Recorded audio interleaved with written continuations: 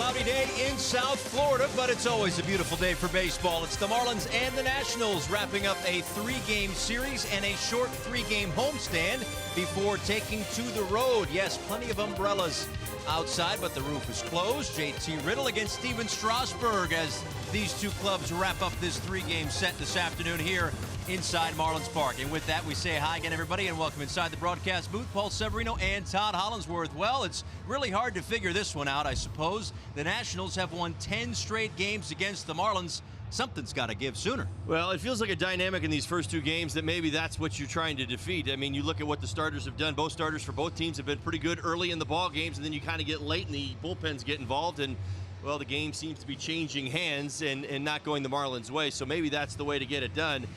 Same game plan today. Strasburg's going, so you're looking for the Marlins to kind of survive Strasburg, hang in there, and give themselves a chance to win a baseball game late, probably. Absolutely. It's been a tough road. Obviously, you go back to New York, it was Jacob deGrom in the last game of that series, then Max Scherzer on Friday night, Tanner Roark yesterday, and Steven Strasburg is on the hill today. And for all that's been said of how this club has been going, it all starts with their starting pitching, and we've seen some of their best. Yeah, it's what they're doing so well. You see the Nationals, you see what they've been really even this season. They're still trying to get their offense figured out. I know that the numbers kind of tell you a little different story in the last two games that the Marlins have played against them, but they've got to hang in there against Strasburg. I don't think the game plan changes. Go out there, do your best, try to scratch across a couple runs, and hope Hernandez is outstanding. You see Strasburg loosening up. 15-7 in his career against the Marlins. The numbers as of late are slightly even better than that, but this year on the whole, he has been sharp. Elieser Hernandez also sharp as he gets his third start. Well, listen, I think that if we were to say 5 innings, 1 earned run, and we'll take whatever you got after that, you know, he's done that his first 2 big league starts. If he does it today against going up against Strasburg, you're saying to yourself, all right, we got a chance to win a baseball game. Listen, it's worked for the Marlins. I know they've lost the first 2 games, but again, keep yourself in this game. Hope to score a couple of runs late and see if you don't come out on top. Yeah, scoring runs late, that's something that the Nationals have done throughout this series. Certainly much more on that as we roll along this afternoon. The pressure makes diamonds. What exactly does that mean? We will explain when we come back. Marlins and Nats coming up after the break.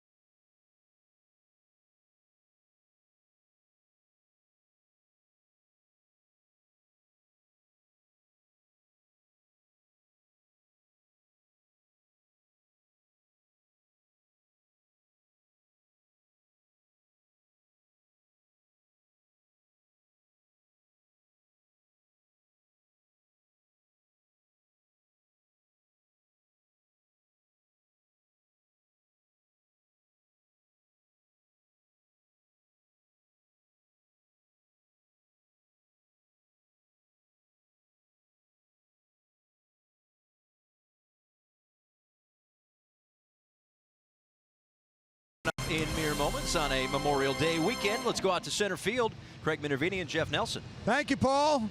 And good afternoon again, everybody. We're going to talk a little Brad Ziegler here, but you know how great he has been in save situations this year. He's 9 for 9. He's been with an ERA of under 1. We'll take a look at the numbers. The problem for Zig has been the other situations. And Nelly, you've seen this in your career as a broadcaster and as a player. When it's a non-save situation for the closer, these numbers occasionally occur. This one is even, for Brad would tell you, is a little crazy. He can't figure it out. But people wonder why. Why is it different? Well, it's mentality. It's the mental part when they come in with 3 runs or less that they're locked down. Okay, well, why is it the same as a tie game? Well, it is different because it's just that it's not that situation. I know relievers, you look at Fernando Rodney, he'll have the same numbers that was here once before and has closed most all of his life. Horrible in tie games. You bring him in a tie game, forget it. You're probably losing the game. If you're down by a run or extra innings, horrible. I have guys that I know that are closers, didn't want any part of, hey, if I haven't thrown in 5 or 6 days, do not give me an inning. I don't want to be in there. It's not the same. Tie games aren't the same as a save situation. I was a middle reliever, a setup guy. I didn't want any part of a blowout game. I didn't want an inning because it's a different focus. It's a different mentality. You come into the game and you're like, oh, you're nice and relaxed and you're going through the motions. Well, tie game, you shouldn't be that way, but it is. It's totally different than that 3 runs or less. He's been outstanding, like you just mentioned, 9 for 9. Great. Terrible in other situations, but it happens. That's what happens with some closers. Everybody's not like a Mariano Rivera. You can throw him in any situation, and he's getting it done. Marlins are hoping they'll have a save situation for Brad Ziegler, and he can make it 10 for 10 before the Marlins head out on a long road trip out west tomorrow afternoon. We'll see you for the 4 o'clock game tomorrow. Ball game coming up. Strasburg and the Nats. Hernandez and the Marlins. Next.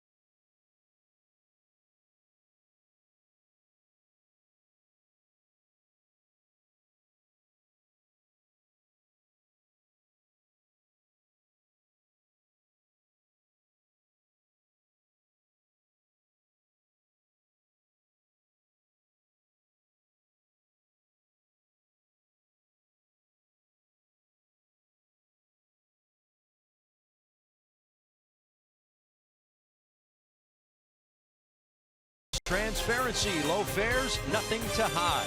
By W.B. Mason. Who but W.B. Mason, the official office supply company of the Miami Marlins. By Chevrolet, see your South Florida dealer today. And by your local Toyota dealer, Toyota. Let's go places. The rain continues in South Florida, but thankfully there is a roof over our heads. So that means Eliezer Hernandez can toe the slab today for the 3rd time this season. Again, he has been impressive thus far. We'll see and certainly hope that that trend continues this afternoon against the Washington Nationals.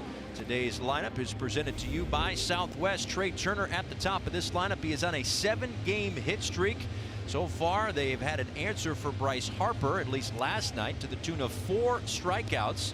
So we'll see if, again, Eliezer Hernandez and the rest of his pitching staff can keep the Nationals down. Again, in the early goings, it's not been an issue. 2 runs scored and 5 hits in the first 5 innings of the game. But through 6 through the 9th inning, 11 runs, 12 hits. So Eliezer Hernandez looks to keep it going in this, his 3rd start. Now the 23-year-old has made 2 starts this season, a couple of other appearances. You see the 2.08 ERA on the season. Now his 2 starts, one against the Dodgers, one against the Mets. Identical. 5 innings, an earned run, a couple of strikeouts in one, 3 in the other. 5 innings, 1 earned run. I think you'll take that today, going up against this Nationals team. Decent offense. You're right, there's been a little disconnect. Turner's getting on base, Harper's struggling, the guys in the middle, they've got some injuries as well. 4-seam fastball, changeup and slider. You think back to his last start, that slider became a very, very effective pitch for him, and I would anticipate today that you'll see more of the same. So Trey Turner set to lead things off as this 3-game homestand comes to a close.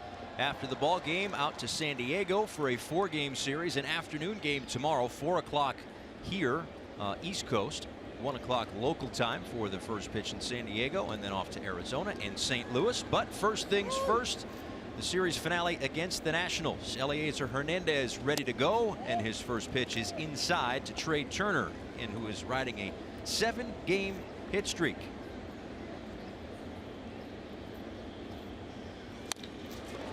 Lined out to left field, and there is Derek Dietrich for the first out this afternoon.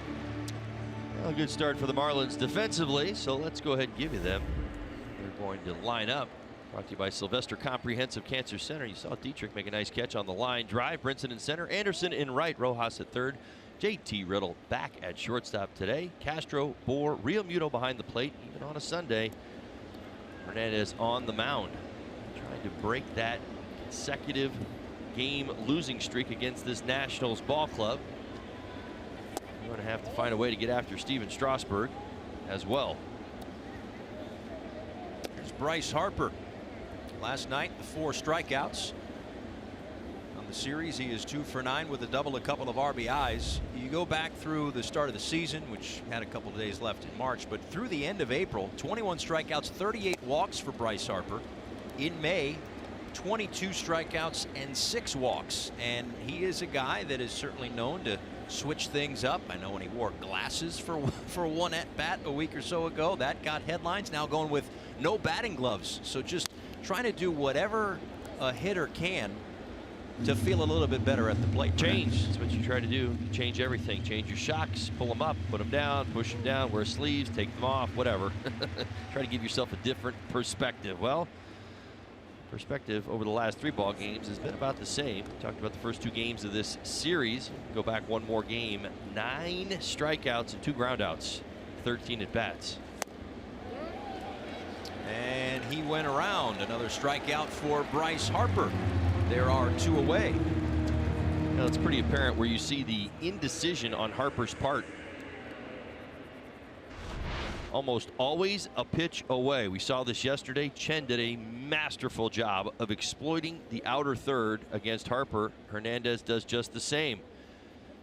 See the check swing? Remember, this is with 2 strikes. So even in that situation right there, you're thinking, all right, I've got to protect if it's borderline. That's where Bryce Harper's at right now. He's not sure. And that middle ground is not a place that any hitter ever wants to be. Ball 1 to Anthony Rendon, the Nationals' 3rd baseman. In the series, 3 for 8 with a double. All 3 of those hits came on Friday night in the series opener. Overall, those 6 for 30 in his last 8 games.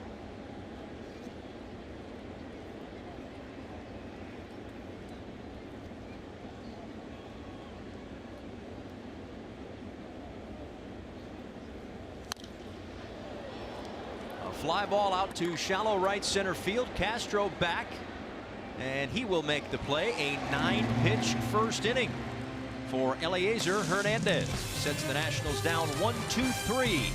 Strasburg on the hill next.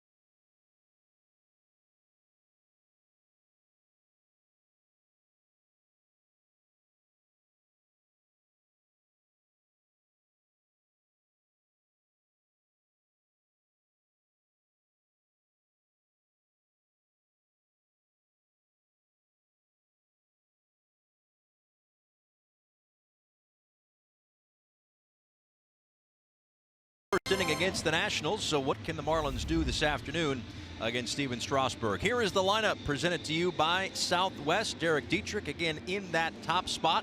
This is a club that is a game under 500 in the last 29 games. So for just about a month, they've played 500 ball. Of course, the overall record, not in love with that, understandably. The 5-17 start, not doing a great job in terms of the overall record. But again, for the better part of a month, the Marlins have played some really crisp baseball. On the mound today for the Nationals is Steven Strasburg, one of their aces, and has certainly done a very nice job against the Marlins. This his 11th start of the season. Did you say aces? Aces, Yeah, yes. that was yes. plural. I thought so. Yeah. Yeah, this is the blessing that the Nationals possess right now. You see the starts this season for Strasburg. 3.36 ERA. He's been much better on the road. That's what catches my attention. 3-1, 4 starts on the road. 2.33 ERA. Lefties hitting 220. How about this? Righties hitting 219. 5 homers for the lefties, 5 homers for the righties. Runners in scoring position 205. We can do this all game long if you like. He's good.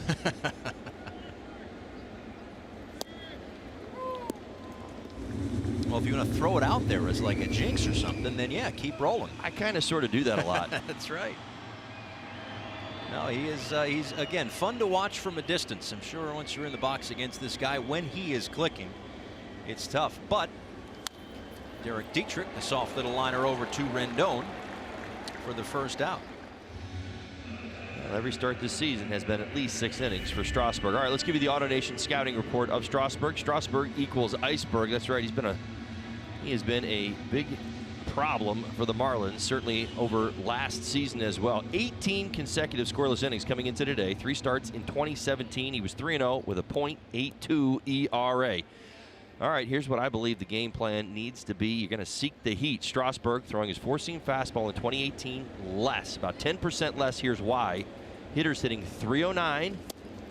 It's that 4-seam fastball with 9 of the 10 home runs he's given up have been on his heater. Not the curveball, not the slider, not the changeup. The secondary pitches, the secondary issues have been fantastic. Changeup hitters hitting 118, curveball 143.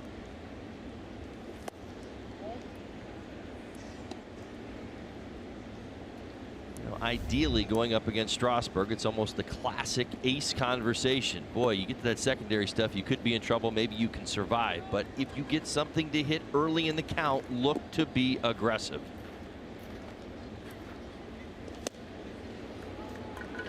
'96 upstairs to JT Realmuto, who's down in the count, a ball and 2 strikes. 3-hit game last night, his 20th since the start of last season. Continuing to churn out hits in bunches to the tune of a .325 average this year. On base hit a .380 clip.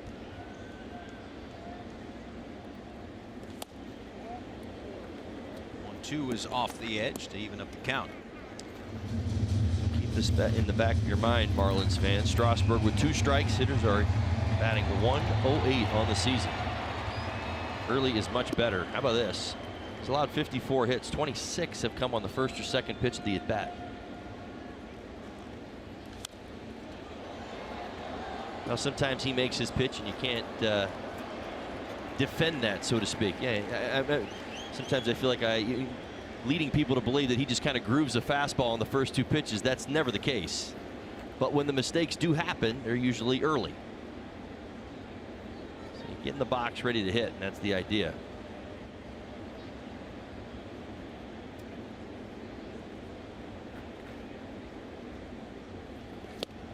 Inside to JT, count runs full, and I guess it's a question of, you know, chicken or the egg, right? Now, is it a 1-something batting average when there's 2 strikes, and then guys are out there ready to hit, and that's why he's worked deeper into ball games, because guys are more aggressive? Yes. I mean, it all kind of flows together this season for Steven Strasburg. This one sent out to right field. Bryce Harper drifting toward the corner will make the catch, and there are 2 away. Let's give you the defense for the Washington Nationals. Brought to you by Sylvester Comprehensive Cancer Center. Soto, the young man, his game yesterday, gets to start in left field. Taylor in center, Harper in right. Rendon, Turner, Defoe, big home run for him yesterday. Tied up the ball game late. Adams, Severino behind the plate. Steven Strasburg on the mound. So it's Starlin Castro 0 for 3 last night with a walk, 2 for 8 in the series with a couple of runs scored.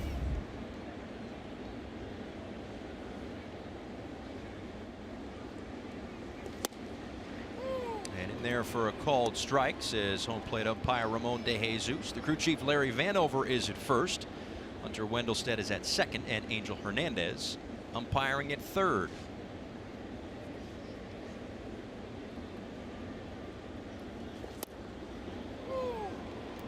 Quickly 0-2. Yeah, I think the Marlins are going to probably agree with me on this one. It's a good pitch on the outside corner by Hernandez, but when you expand the strike zone with Strasburg, you're not doing the hitters any favors. And you're seeing already, it seems like there's an extra inch or two on that outside corner.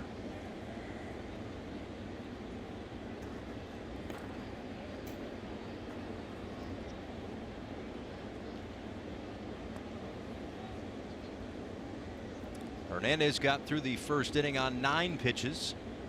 Strasburg 14 before the 0-2 pitch to Castro that misses outside.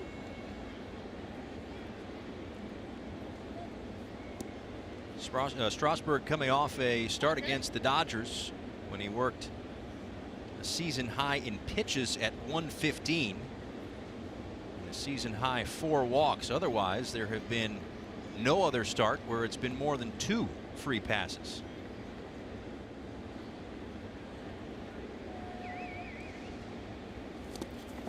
He gets Castro to chase, and that's going to do it for the first inning. A strikeout for Strasburg, scoreless through 1.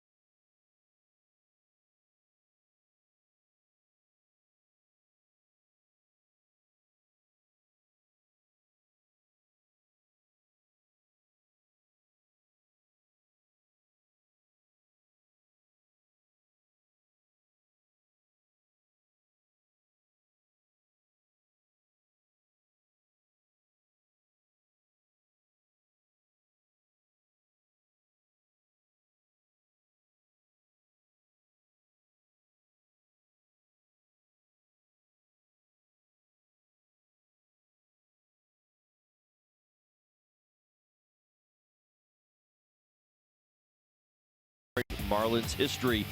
For just $20, you'll get our limited edition shirt and a game ticket for June 8th. Visit marlins.com/offers today.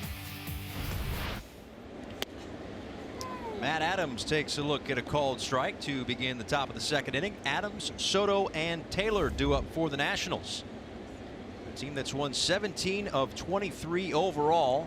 They have cleaned up on the road as well. 16-8 is the National League's best road record, despite the fact that they are not at full strength. A lot of guys are either on the disabled list, working their way back off the disabled list. Brian Goodwin, an outfielder. Daniel Murphy started a rehab assignment yesterday. No Ryan Zimmerman, no Adam Eaton.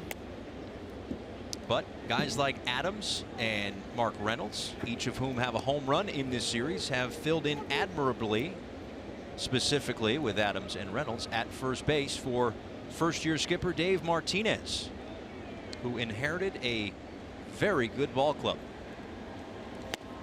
And a called strike 3. Adams is retired. Second strikeout of the day for Hernandez.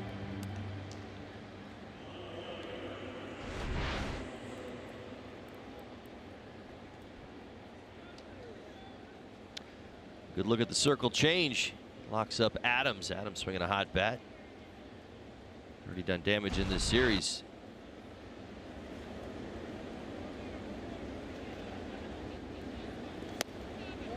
Outside to Juan Soto. The youngest player in Major League Baseball, already has a home run this season.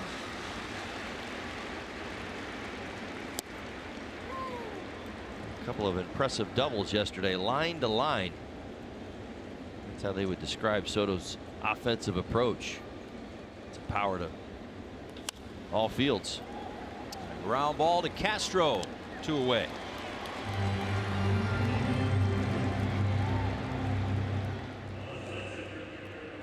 Well, in a day and age where velocity is king, where strikeouts are paramount, it's actually a little refreshing to see a guy like Hernandez on the mound, because he doesn't blow you away with velocity, you know, mid, low 90s mostly. But he pitches to contact, attacks the strike zone. That's what the Marlins like about him. And that's been the key for this club. Get out in front, throw strike 1, and he's doing just that, as he did to Michael A. Taylor, who's 2 for 6 with a home run in this series.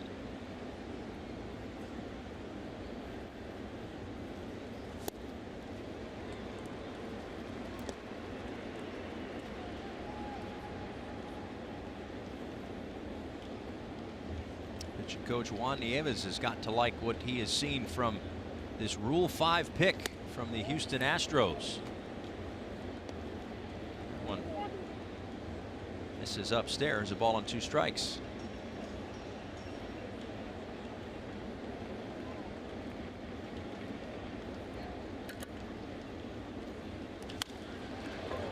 Lined out to right field. Anderson is going to have to play this one off the wall. Brinson's the one that picks it up, and all the way to third goes Taylor. A stand-up triple with 2 outs.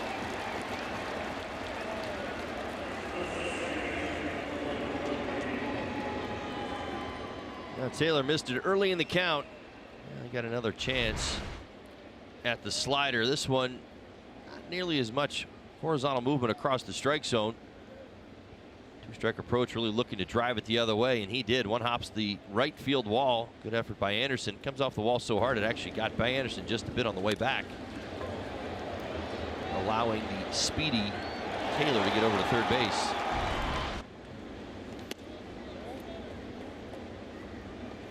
Well, either way, still 2 outs in the inning.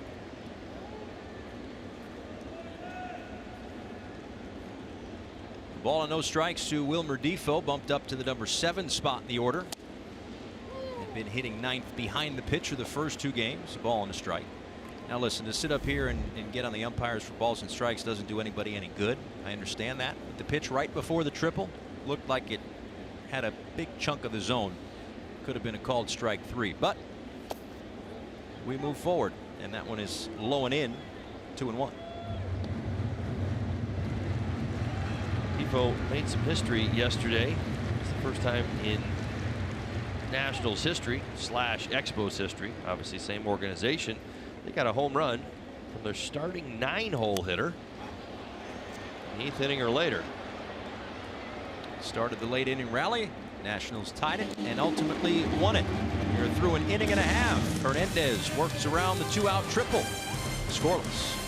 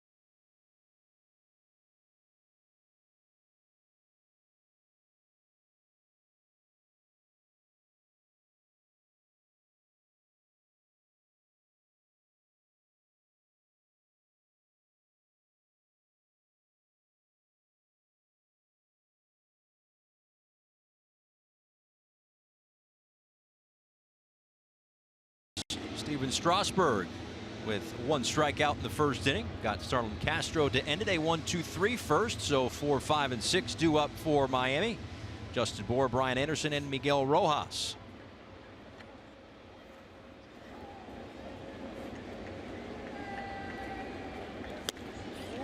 Well, JB, some good numbers against Strasburg. Not very many that do have good numbers. 5 for 20 with a home run.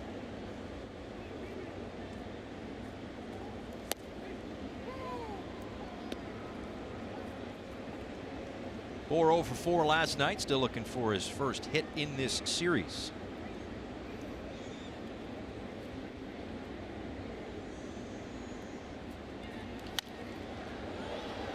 Now reach the seats, a ball and 2 strikes.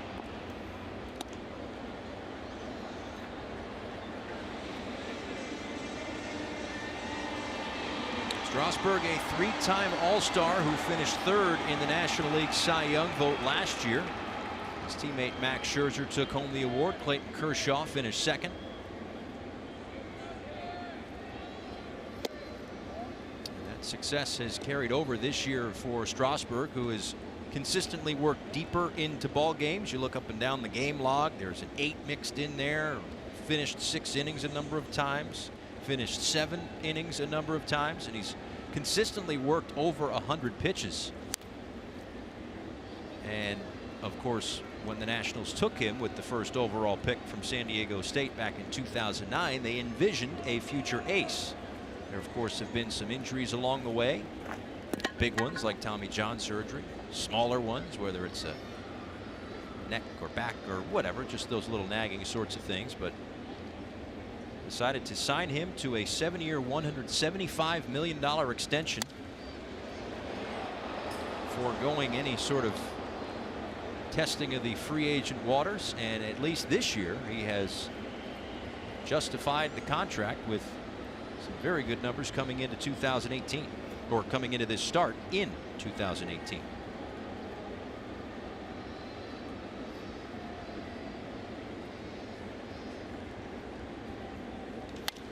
There's a base hit for Bour. A line drive the other way to lead things off in the 2nd.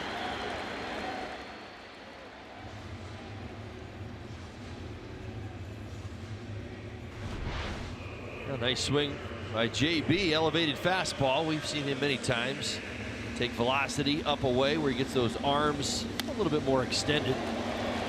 Pulls his hand in, drives it the other way. Great swing. Bring up Brian Anderson, 2 for 4 last night, 3 for 7 with a double, a couple of RBIs in this series.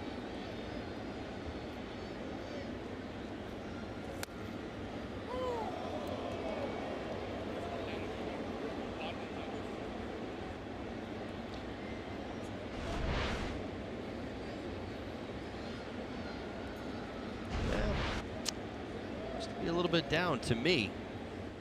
Certainly off that edge. Seen a few pitches called there. We've seen a few pitches missed. At the top of the zone. That actually looked like a little bit better pitch to me right there. Let's see. She looks like it's a little bit more of the bottom of the strike zone than I think the pitch prior to. Well, either way, it's 1-1. All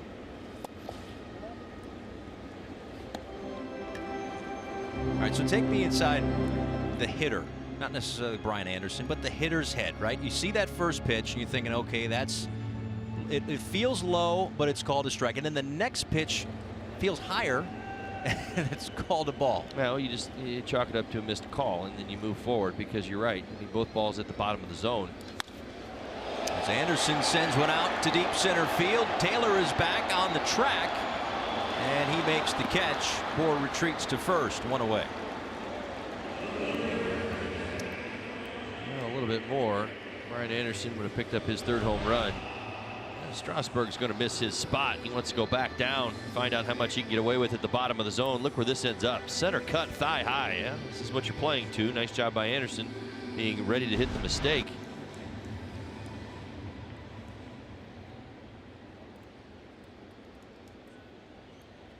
The number 6 hitter this afternoon, third baseman Miguel Rojas.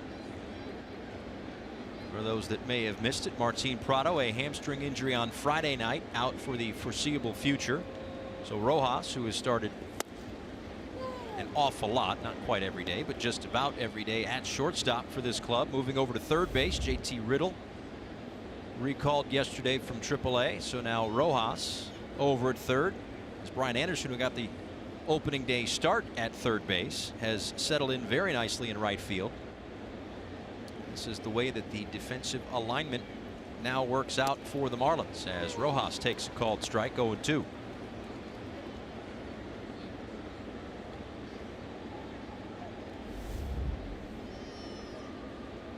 It's Caleb Smith and Eric Lauer tomorrow afternoon, first of a 4-game series in San Diego to start the 3-city road trip.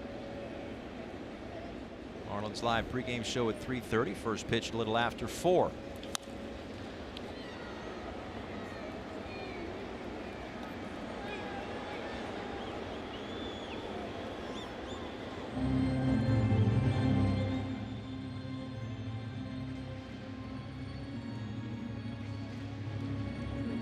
So walk me through this, right? And I'm fine with it. I know the answer. This is more for the audience. But why Rojas at third and Riddle at short, since Rojas has shown you he can be an everyday shortstop? What's the difference in the positions, I guess? Well, off the hip. That doesn't make it hurt any less. It's his changeup, not the 96, 97 mile an hour fastball. He's been a little erratic with that changeup. A lot of movement on it down in the zone. This one sails on him and catches Rojas. Yeah, circle change. Look at how it runs, kind of hunting Rojas. It's him up high on the thigh. My goodness.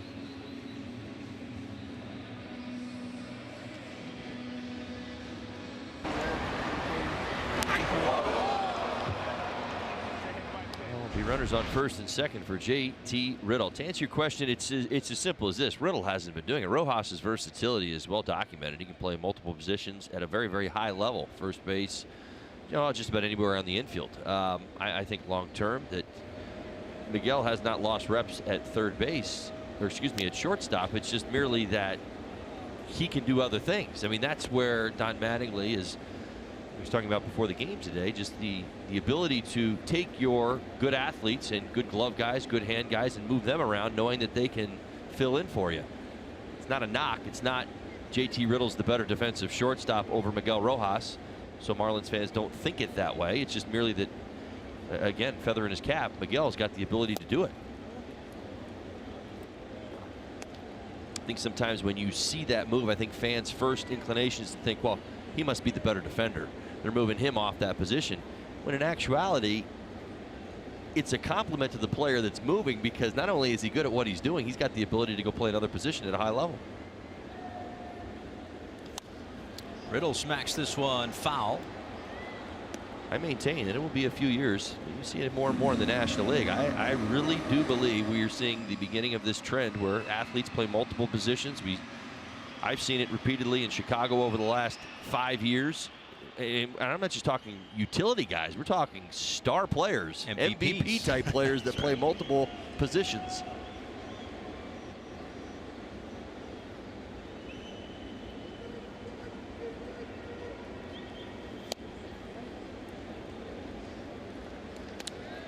It's been interesting. We watched Strasburg now here in the second innings, 35 pitches in. He's almost gotten away from the four-seam fastball, really relying on the sinker, using the changeup, obviously his secondary pitches, as we talked about. Told you there were some numbers against him, and that four-seamer. What's been working at the bottom of the zone has actually been the sinker. That's a new pitch this year. Throw that in the past.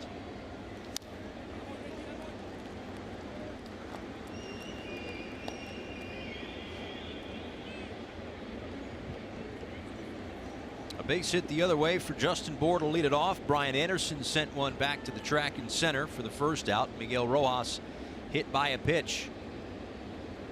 2 on and 1 out here in the bottom of the second.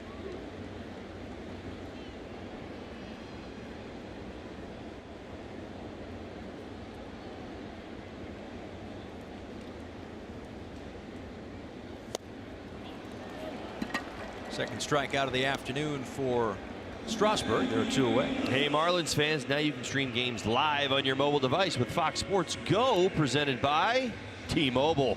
Download the app and take Fox Sports Florida and Marlins baseball wherever you go.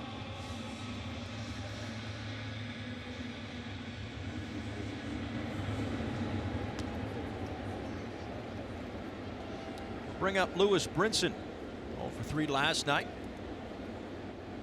Again, looking for his first hit in this series.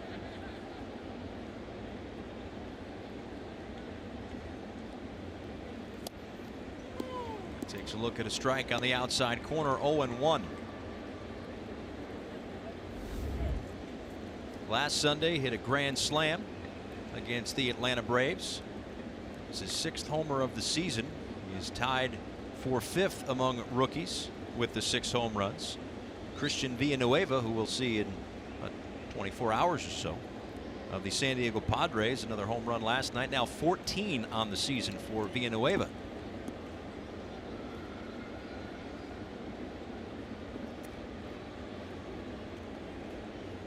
Padres in Los Angeles later on this afternoon against the Dodgers. Strom and Bueller, the 2 starting pitchers out there in LA.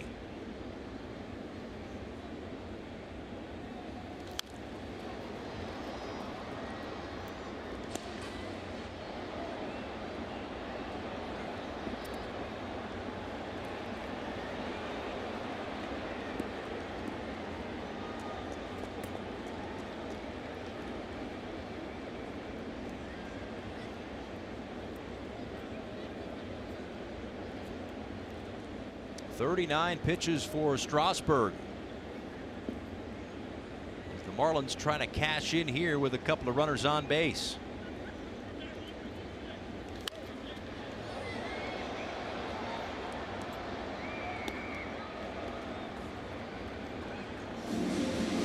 Marlins last night were 1 for 8 with runners in scoring position. 6 men left on base. They have had opportunities in this series, however. 2 for 20. 17 men left on base.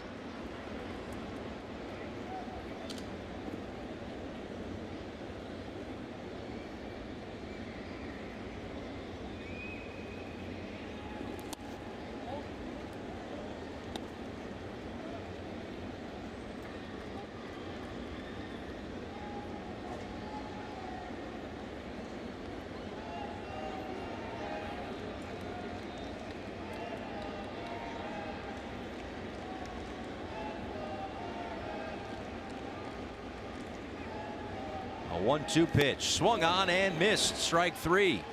So Strasburg wiggles out of some trouble in the second. We're scoreless.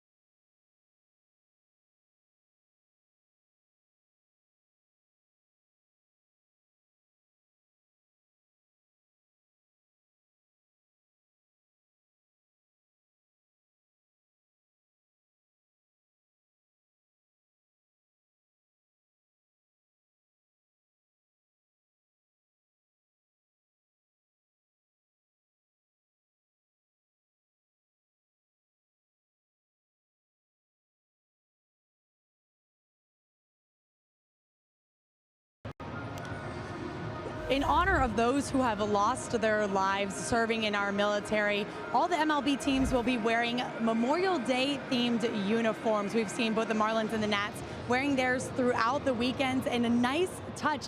These are these stars that you can see stitched on the side of the hat and also on the sides of the ankles as well. Those stars represent the 5 branches of the American military: Army, Navy, Air Force, Marines, and Coast Guard. On Friday, the MLB announced that 100% of all royalties earned through the sales of on-field apparel on Memorial Day will be given to the Tragedy Assistance Program for Survivors and Folds of Honor Foundation. So real nice seeing Major League Baseball doing what they can to help support the troops and their families. Yes, Kelly, absolutely. Thanks so much. Yeah, of course, again, one of the many terrific tributes throughout the year. Memorial Day weekend, 4th of July, of course, the Mother's Day, the Father's Day. Major League Baseball utilizing the uniforms to send a message, a positive message. And certainly this weekend for those who paid the ultimate sacrifice for us, as Pedro Severino grounds one foul. It's 8-9-1 due up for the Nationals. Severino, Strasburg, and then Trey Turner. And special spikes, the hats, the wristbands, a little bit of everything.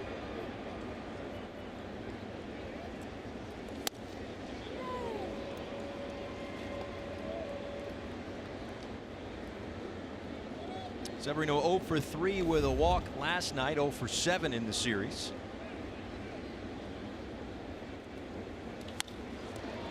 And a line drive base hit.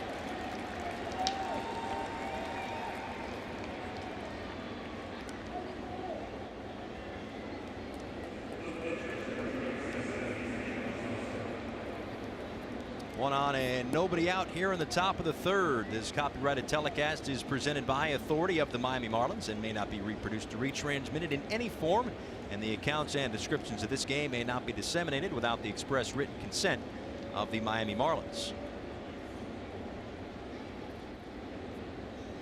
Rojas in on the grass, expecting the bunt. Here comes Bour, and Strasburg pulls back, a ball and no strikes.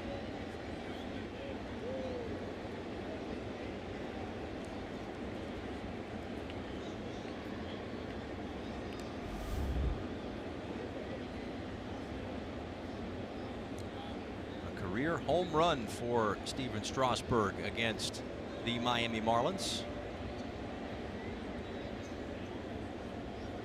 Swings away here to second for 1, and the double play.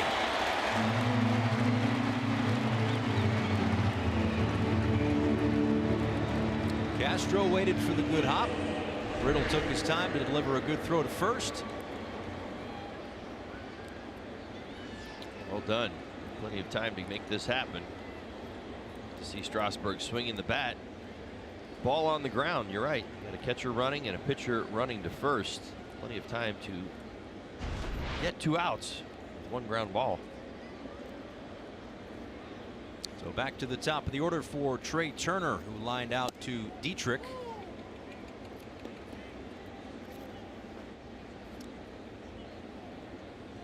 That's the second time in the last few at bats that Turner's looked to bunt with 2 outs. Going back to last night, I believe. Well, he's got it going on right now. He's seeing the ball really well.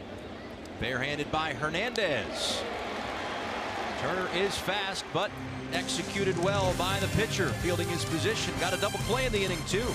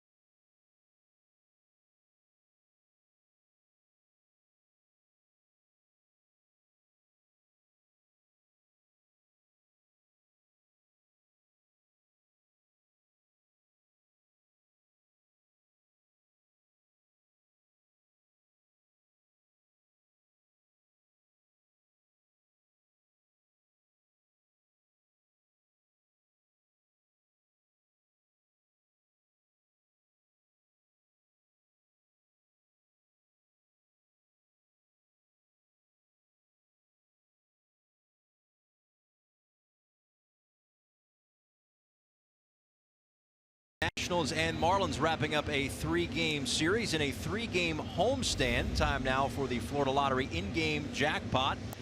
Today is the end of the home portion of a 19-game stretch that has just the 3 home games here against the Nationals. The 15th such stretch in club history. There is a lot of road trips coming up. Obviously, in the course of a 162-game season, there's 81 home, 81 road, right? But in a big string of road games, just had Atlanta and New York, then back home for 3, San Diego, Arizona, St. Louis, and then back home for 2 series, back on the road for 10. 25 of 35 games on the road. Yeah, 20 years, looking at the major league schedule and having, to be a part of it. It never seems fair. All 20 years, it felt like somehow I was getting gypped. Like, well, wait, more road games? I mean, it all balances out in the end. Yeah. It just never feels like it. There'll be a give. No, there'll be give back somewhere. I think in July we are home much more than we are certainly on the road. But you're absolutely right. I mean, it's got that feel to it right now. Barely come home off this 10-game road trip and go right back out for another 10-game road trip. Ridiculous. Eliezer Hernandez. It's been brought to my attention that will no longer be the case in the future. My understanding is that next season, the 10-game road trips are gone. I believe there are no 3-city trips next year. 2. That's what I've heard.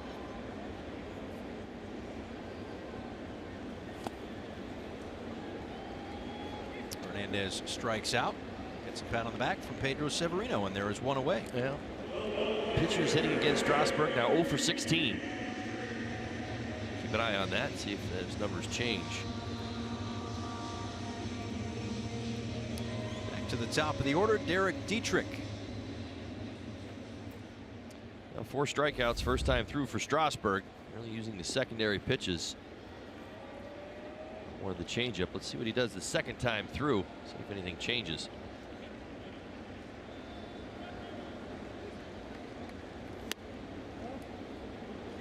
He's been doing this for about 1.5 years now with the no windup. Strasburg started it last spring, able to simplify the mechanics, repeat the delivery, and keep the velocity, if not add a tick or 2. Well, really what's changed since doing it, it's just kind of how he sequences. You're absolutely right. His velocity hasn't gone anywhere, but he's throwing the 4-seam fastball about 10% less. And he's throwing more secondary pitches, which makes him, I think he would tell you, at least according to last year's numbers and outstanding season that he put together, that those secondary pitches need to be used more and the 4-seam fastball a little bit less.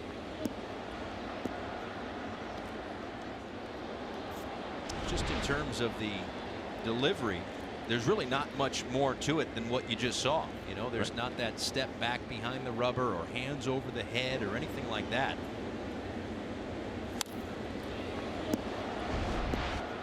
It's an interesting dynamic. His secondary pitches are so good. You would almost encourage him to pitch backwards all the time. Get his 96-mile-an-hour fastball to actually play up by using it less. Very well may be the approach he uses the second time through the lineup. Start a hitter off with a changeup. We've seen a few of those right around 87 to 89 miles an hour, or the big breaking ball as well, which he can throw for strikes, and then try to put a hitter away with 95. It's got to feel like 100.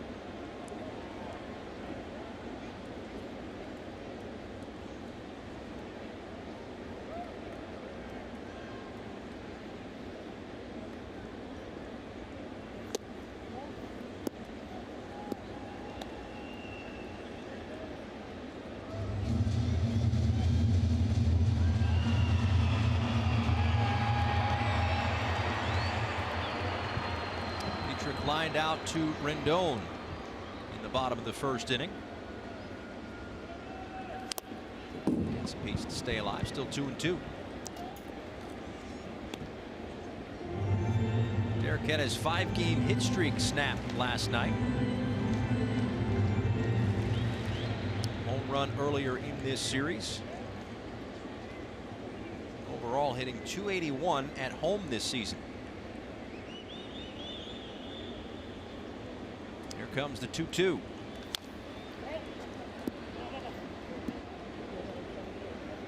including Derek Dietrich.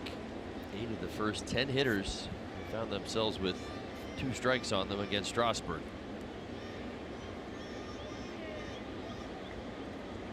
I'll say this, the one thing that is working in their favor is they are driving his pitch count up. He's now in the 50s. This pitch will be number 8 against Derek Dietrich.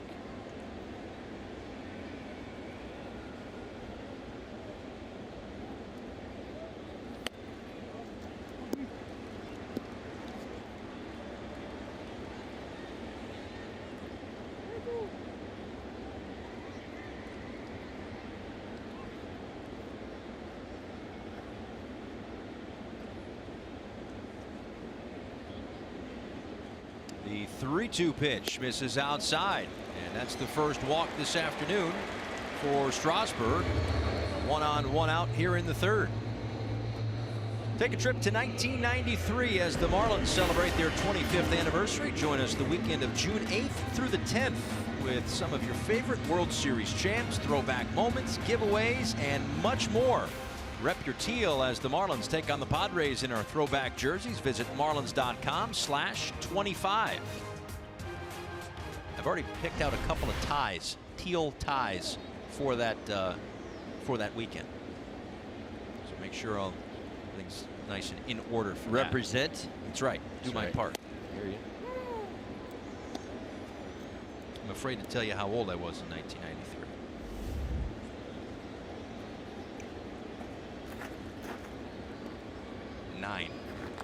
Wow. On opening day, I was 9. Yeah, you're a young one. I am very young. Young, naive, dumb. Some might even say. You might say that. Not at all. What are you talking about?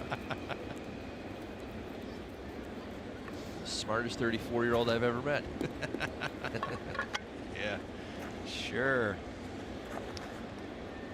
JT Realmuto flew out to Bryce Harper back in the 1st. He bats with Derek Dietrich on 1st here in the 3rd.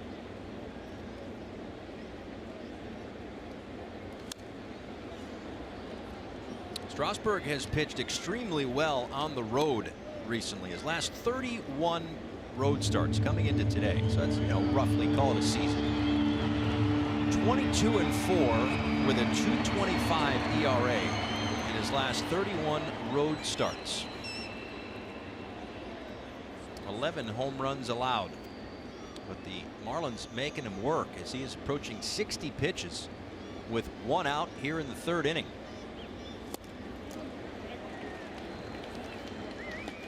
Two away. Now 5 strikeouts.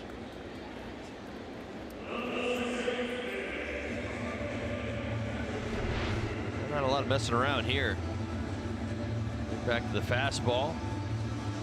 Right back to the outer edge. Just one spot. There's been a little leeway today. You wonder if at some point Strasburg tries to get a little bit more aggressive. We've talked about the mix all day long. Combination of the four-seam fastball, the sinker, changeup, slider, and curve. He's used them all. Continue to talk about how the Marlins have defended the strike zone, at least admirably, in driving up his pitch count. There hasn't been any results. The point being, they're making him work hard. We hope that a mistake will come. He's only given up the 1 hit. That was to Justin Bour to lead off the 2nd. The other 2 base runners, a hit by pitch and the walk to Dietrich in this inning. 1-1 to Castro, who was the first of the 5 strikeout victims, as he ended the 1st inning.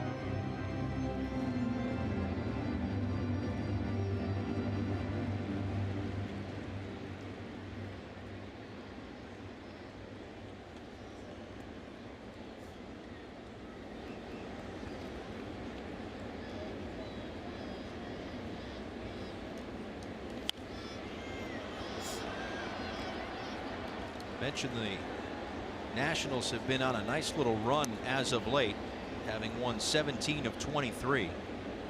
In that span, in those 23 games, their starting pitchers are 12-4 with a 2.37 ERA. Of course, as this team continues to work its way back to full health, their starting rotation which is a strength no matter who's on the field, offensively, defensively. Their starting rotation is a strength of this club no matter what, but certainly stepped up in the last 23 games.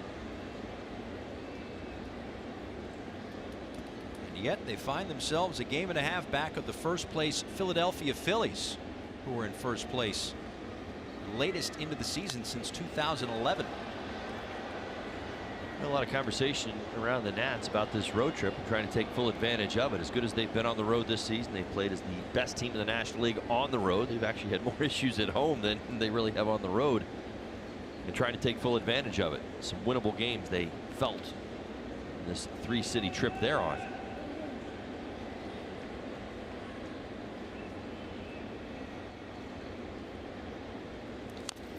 Castro got a piece to stay alive. It's been an interesting little schedule for the Nationals. They had a day off, a couple of days with the Yankees that were rain short, and then another day off, a game that was rained out against the Dodgers. Then they'll be on this road trip, which is a little bit funky just in the sense of they go from here to Baltimore to Atlanta back home. Baltimore and DC are not that far, of course. Dietrich goes, swung on and missed by Castro, and the inning is over through 3. Still scoreless.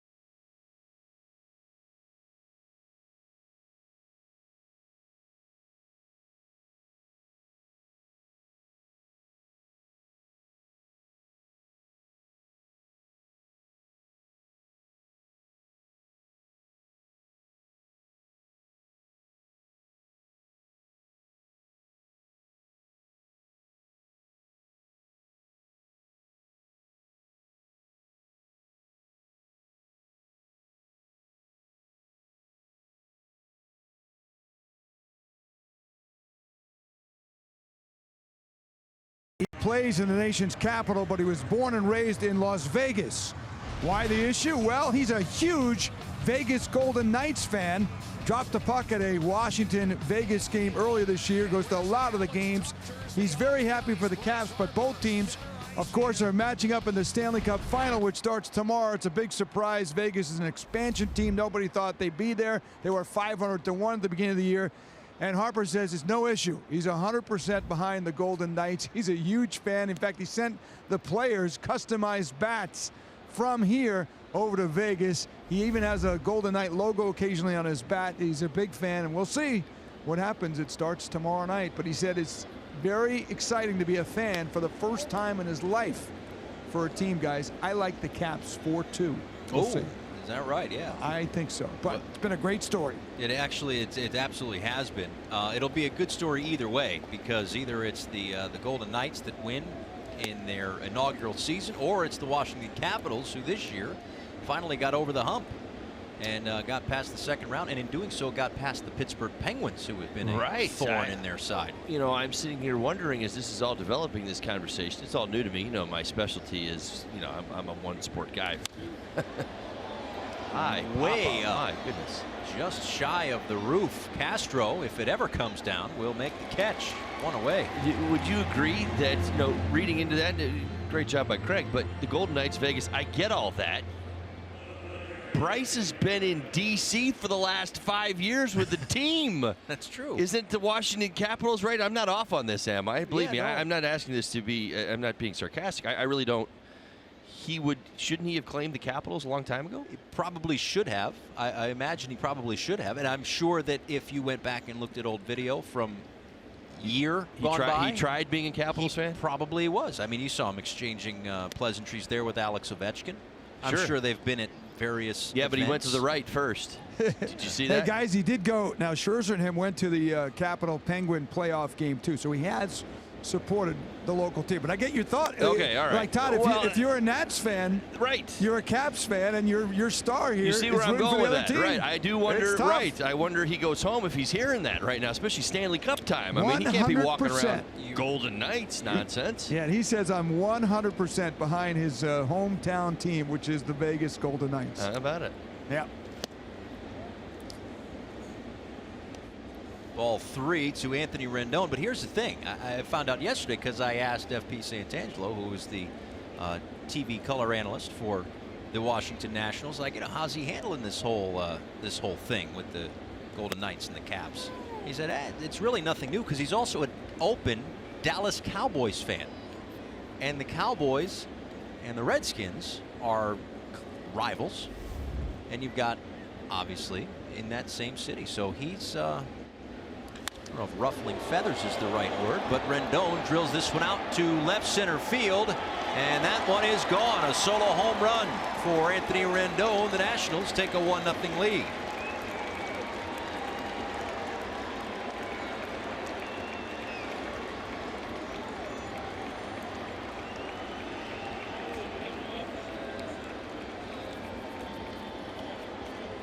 Well, a big first game, 3-hit game in game 1 of this series, and a big home run here in game 3 for Rendon. That's starting to heat up. Fastball a little in her third. Bell tie when he got it.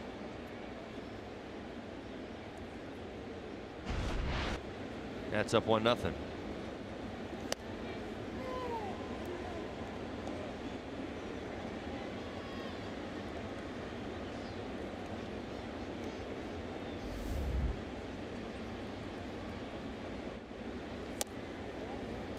Well, Hernandez has surrendered the 3 hits. Of course, that home run, he retired 7 of the first 8 batters that he faced in his last start. So he has been able to essentially limit the damage in now this his 3rd start. As he set down 5 of the first 6 and then had the triple worked around that. So same thing tonight. 6 of the first 7 that he faced, he set down. Got a big double play ball last inning. Gave up the home run to Rendon, and now a high drive out to deep right field. Adams gives it a ride, but the ballpark is going to gobble that one up. 2 away. FPL is proud to support our first responders in good weather and bad. See how at FPL.com.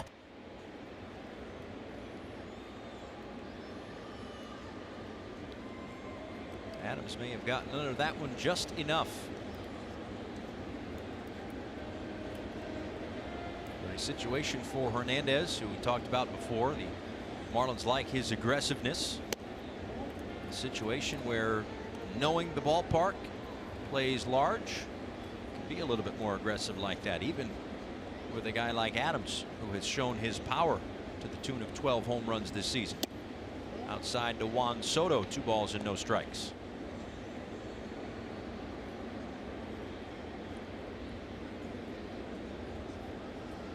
Nationals with a 1-0 lead on Anthony Rendon's 5th home run of the year.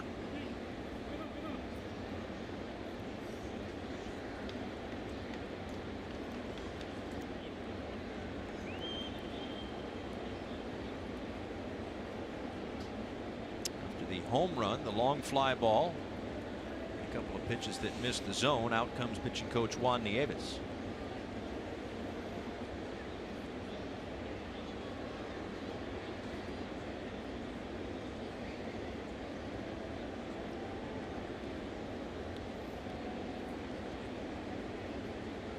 Nationals in a game and a half back of Philadelphia, who has jumped in front of Atlanta by a half game. Atlanta currently a 3-0 lead in Boston against Chris Sale and the Red Sox. Tyler Flowers a 3-run home run in that game. The first place Phillies are trailing the Blue Jays on a Devin Travis 2 RBI double, 2-0 in Philadelphia. Elsewhere in the East, the New York Mets just underway in Milwaukee.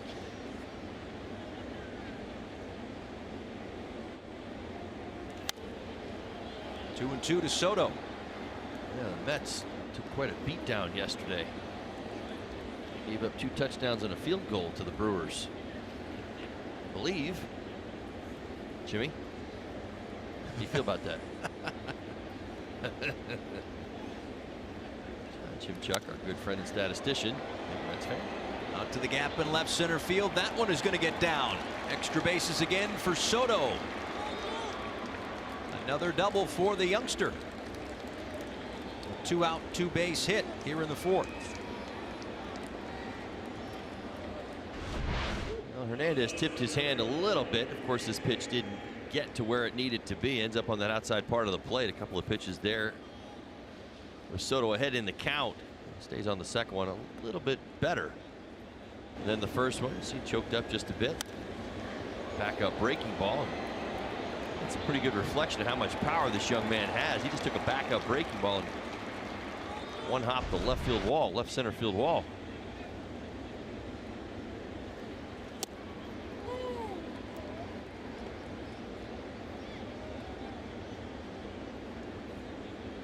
His last 3 hits have all been doubles. 3 doubles, a home run. He's only in his first week, wrapping up his first full week at the big league level. He's got a 3-walk game under his belt already. That's right. Among their top prospects, also Victor Robles in there. According to Baseball America, Juan Soto, the number 2 prospect in the national system. Robles at the top. Eric Fetty is at number 3. They had him called up to make a start last week.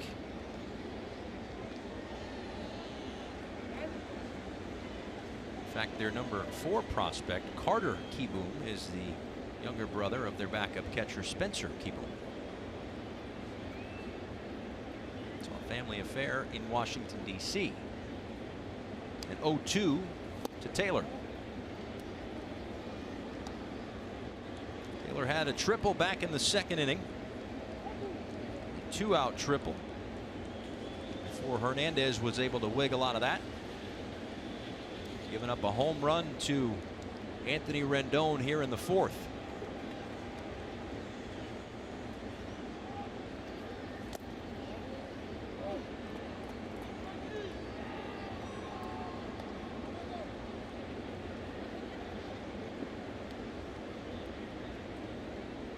Get an early start time, and Craig Minervini and Jeff Nelson on the trip in San Diego. So Marlins live from Petco Park in Southern California. A 10-game road trip begins with Caleb Smith and Eric Lauer on the mound.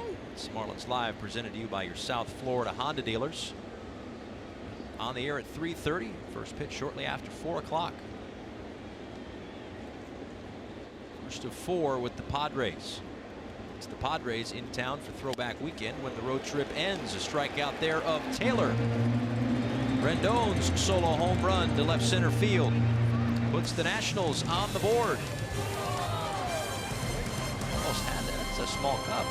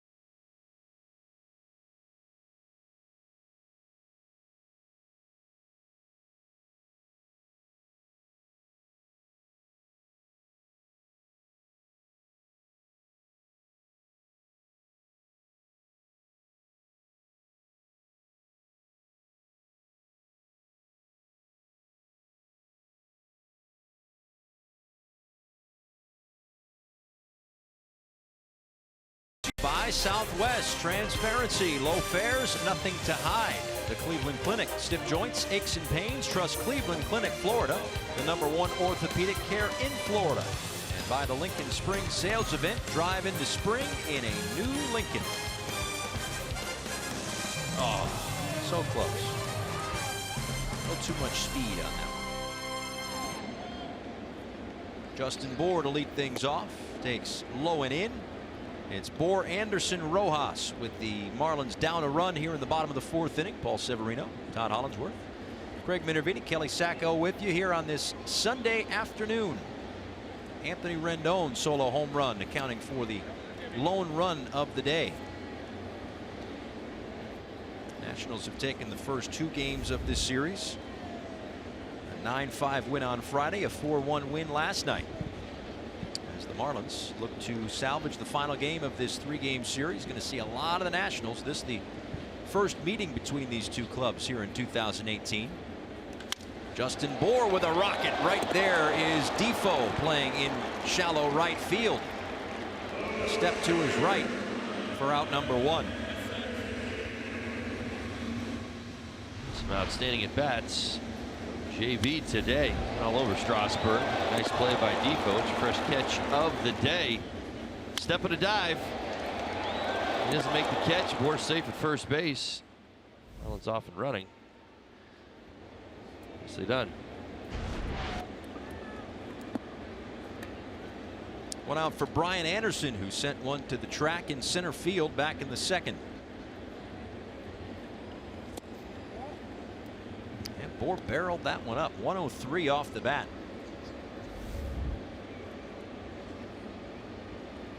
The Nationals had him played perfectly with Defoe in shallow right field. A little extra time to react, a little more space to move to take away a hit here in the 4th. Now a ground ball to Turner at short.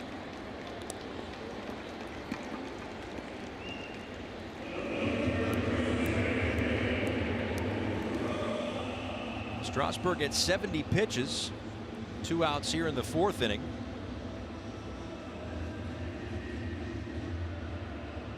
One hit. The Bour base hit to lead off the 2nd.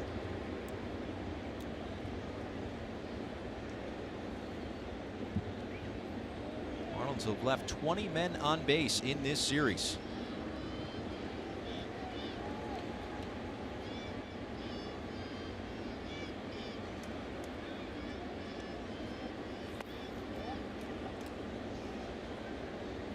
Miguel Rojas hit by a pitch back in the 2nd inning.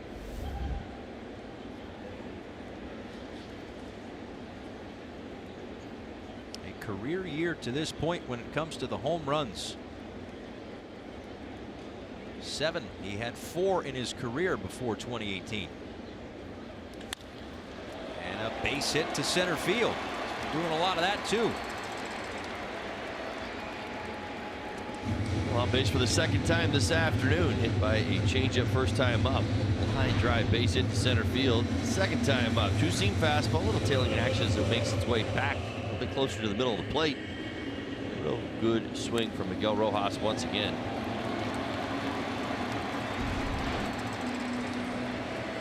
Better than a 300 hitter in his career against the Nationals. The only team he hits better is the Pittsburgh Pirates. Back on the pickoff attempt as JT Riddle digs in. Riddle a strikeout victim in the 2nd. 1 of 6 for Steven Strasburg through 3 2/3.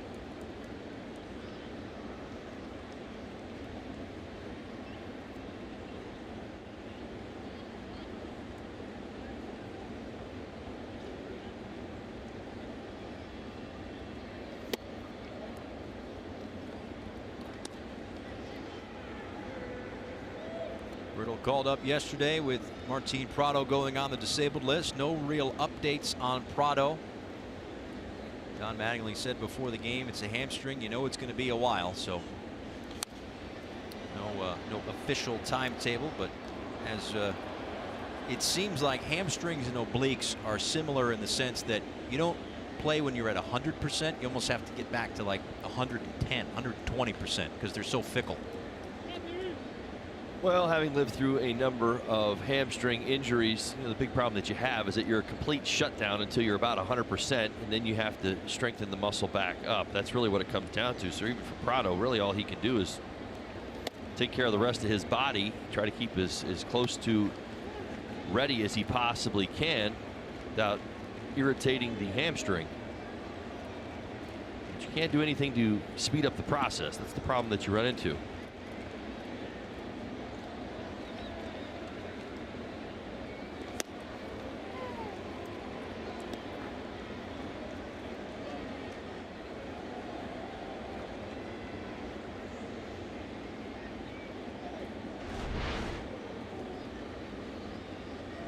'Here's a good look at the tailing fastball, that sinker that Strasburg has started throwing this year a little bit more.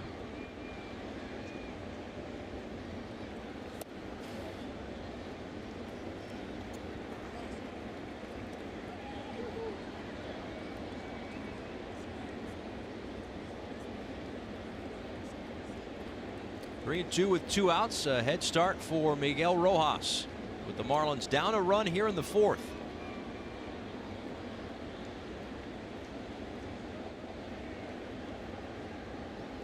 Swung on and missed, strike 3. That's 7 strikeouts through 4 innings pitched tonight for Steven Strasburg. It's 1-0 Nats here in Miami.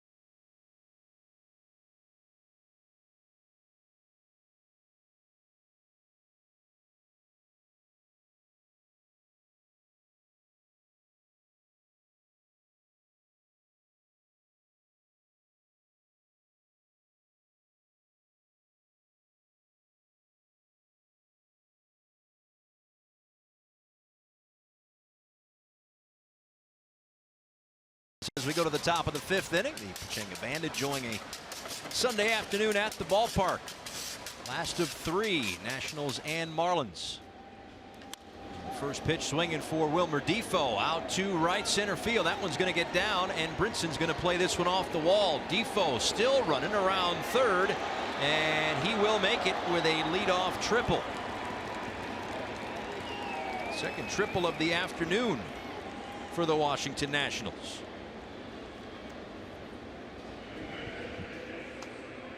That's the 4th extra base hit, in fact. First pitch fastball able to split the gap. Off to the races. Yeah, this Nationals team possess some burners as well. We've talked an awful lot about the home run hitters, a lot about Bryce Harper. Between Taylor, Turner, Defoe, a lot of speed. Infield in as Pedro Severino takes a called strike. Severino a single in the 3rd. The only non-extra base hit surrendered by Eliezer Hernandez this afternoon. It was that single. Taylor had a triple. Just saw Defoe's triple. Juan Soto a double, and of course the home run for Anthony Rendon.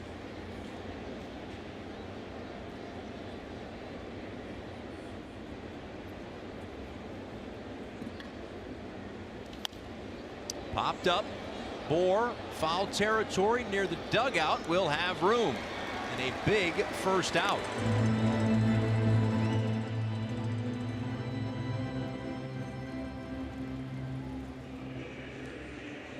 Geico presents this day in Marlins history. Take you back to 2002. Luis Castillo and Andy Fox, 2 bases each. 7 stolen base crime wave is what we're calling this one at Shea Stadium that day in a 5-3 Mets win. A crime wave. Well, they technically stole something. It's true. He stole a lot. 7 bases. Repeat offenders, both. It worked out. That team had some serious burners. Infield still in, a 1-0 after the pickoff attempt at third, which was very close. You don't see the pickoff at third base very often. I'll tell you what, Rojas at third base, he went after it last night. Ziegler on the mound. Looks like he may have just got back in. It's a second time. Shot by Hernandez. Sold it very well. Don Mattingly's thinking about it. Besides against issuing a challenge, and again after last night with the challenge that I think we both thought could have gone the other way. It wasn't. Would have led to a run, but that was yesterday. This is today. 2-0 to Steven Strasburg.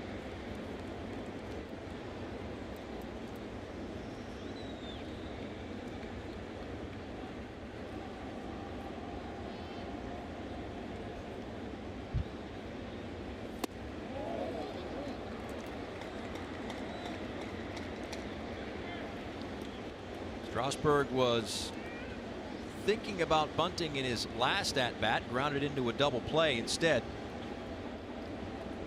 Now ahead in the count, 3 balls and no strikes with Defoe off of third. 3-1.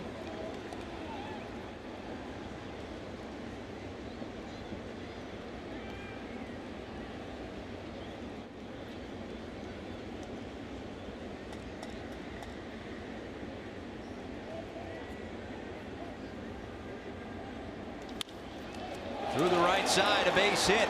Strasburg helps himself with an RBI single. It's 2-0 Washington. Strasburg has better with age and handling the bat. Ahead in the count, 3-0. Took a strike and not going to take another. How about that approach? Almost as if the intent was to go the other way. Looked away, went the other way. Actually, pretty good swing for the big guy.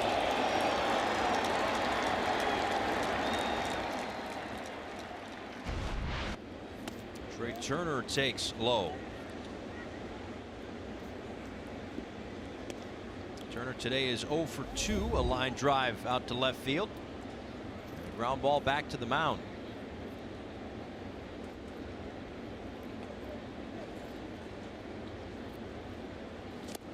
Somewhat uncharted territory for Eliezer Hernandez.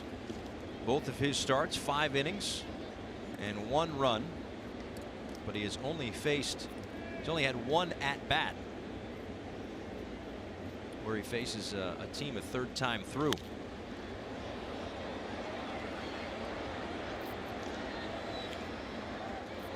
So how do you, as a youngster, kind of figure out how to get guys out a 3rd time?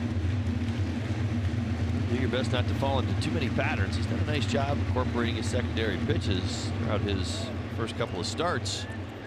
That really is, you hear the, have heard the phrase, saving something for a little bit later in the ball game. A lot of times, it's kind of an extended conversation, but the idea is, in my generation, you'd see almost first time through the lineup, you'd see 85% fastball. Second time through, you start to see the secondary pitches. By the 3rd time, you'd see some combination of the 2. Today's game, because we don't talk about starters, I know the Nats aren't a great example of this. Guys going 7 innings, right? Kind of where this all goes. you're asking your starter to just, hey, listen, 100 pitches, go out there and give me everything you got. And I see this more today than I've ever seen it in the game. In fact, we even saw it from Strasburg today. First pitch fastball, second pitch of the game curveball. I mean, guys come out, that arsenal is on display, like all 4 pitches out of the bullpen ready to go. Hernandez has done very much the same thing through his first few starts. 2-2 to Turner. Lines another one foul down the left field side. 71 pitches now for Hernandez. At 75 in his first start, 78 last time out against the New York Mets.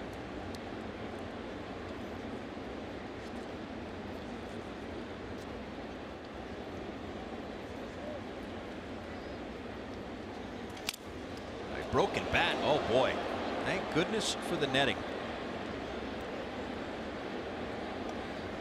Ball went further down the line, but the broken bat went right over the dugout and into the netting. Otherwise, a very sharp piece of that bat would have gone into the seats. Now, this has been a bit of an incredible standoff between Turner and Hernandez. Hernandez is, this is my part of the plate. I'm going to stay inside. Turner's like, yeah, you can't get in there. And Hernandez has actually gotten better over the 3 pitches where Turner has sacrificed a piece of lumber. Let's see what he does here.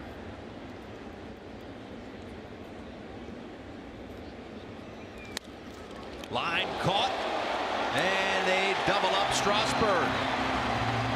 Heads up play by Rojas. The Nationals add another on the base hit by their starting pitcher Steven Strasburg to extend it to a 2-0 lead. Rojas to Bour. A double play.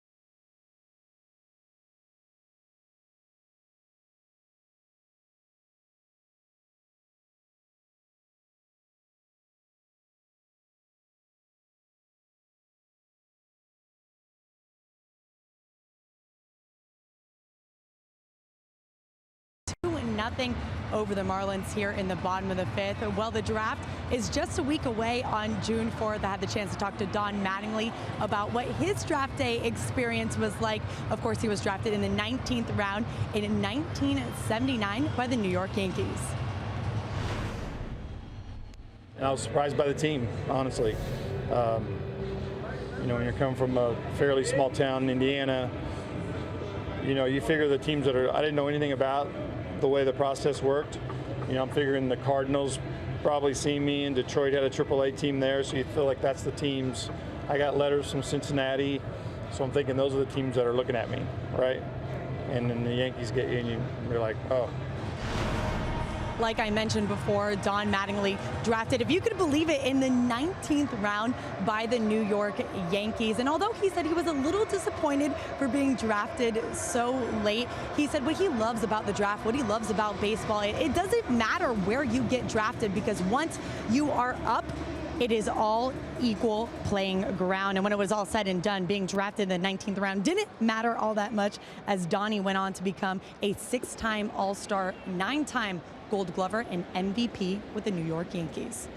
Kelly, thank you. And ask me, a borderline Hall of Famer too. I know he got a good look for a number of years.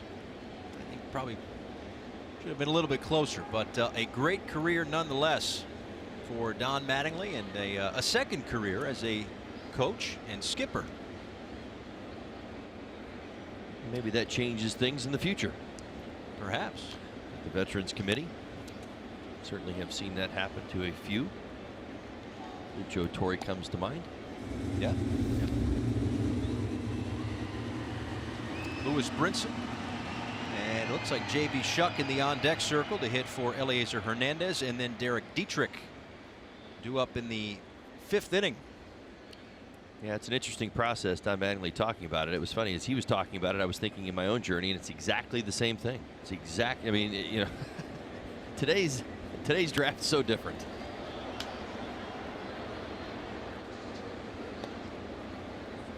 A 3rd round pick, right?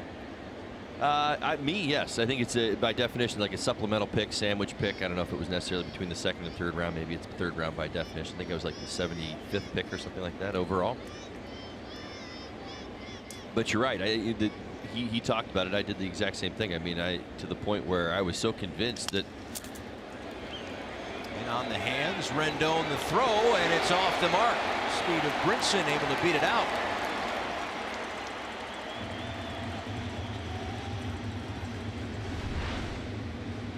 Slow roller. Rendon comes up throwing a couple of steps, a bit longer on the exchange. Strong arm, but the speed of Brinson able to beat this. This inning moving along in the right direction. Early runner.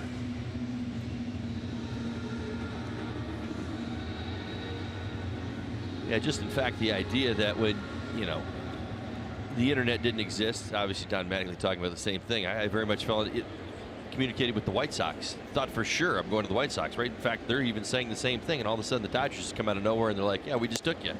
Wait, what? I didn't speak to anybody from the Dodgers for months.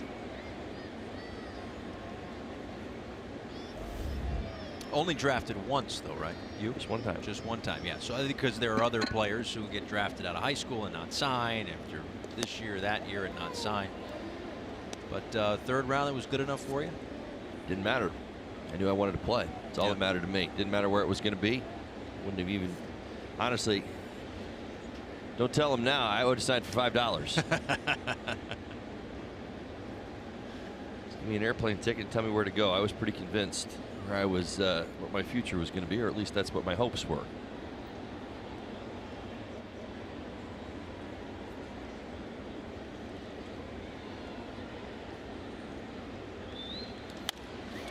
Shuck smacks one out to left field. Sends Soto back, and on the track leaps and makes the catch. Back to first goes Brinson. Shuck gave that one a ride the other way, but there is one out.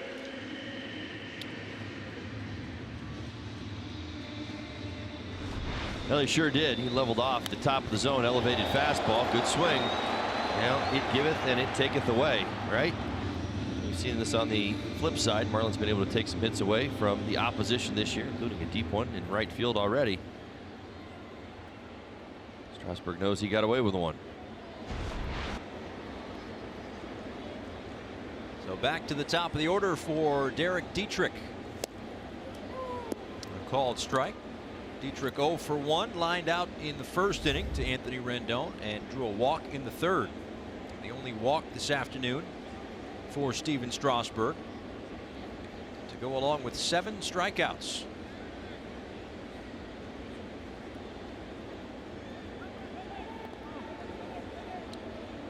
Dug out on the pickoff attempt there by Matt Adams.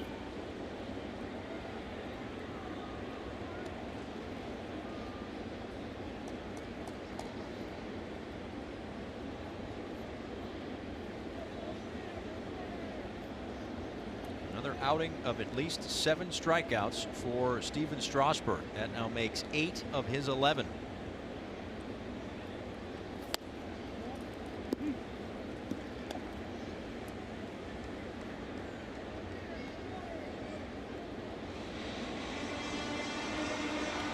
last year had 204 strikeouts. Topping out in his career in 2014 with 242.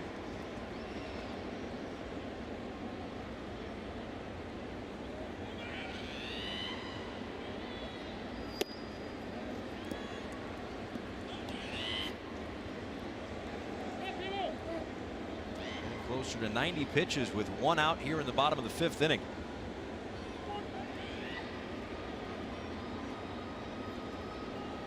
Marlins in striking distance, down a couple. Mustered 3 hits this afternoon. Off-speed pitch in there for a called strike, 2-2.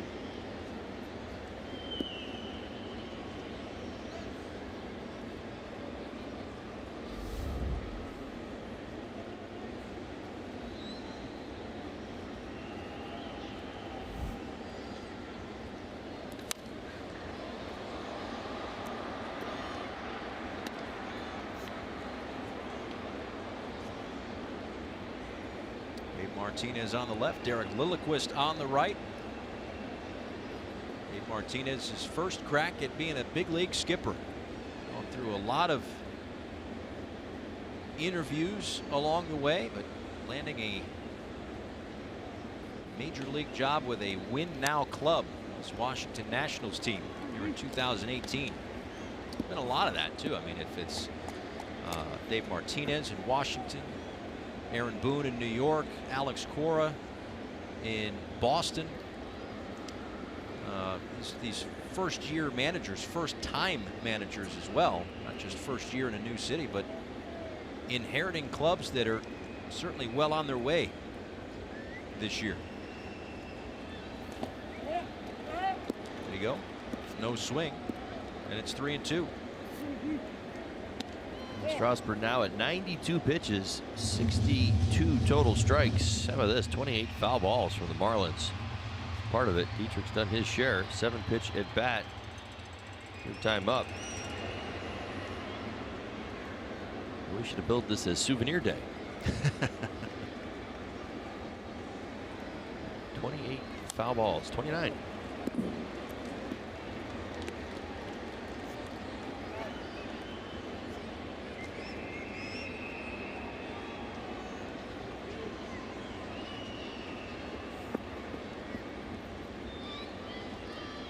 Mentioned Alex Cora and the Boston Red Sox. They just notched their first hit of the afternoon in the bottom of the 6th inning against Mike Foltynewicz and the Atlanta Braves. Dietrich out to left field. It's Soto. 2 away.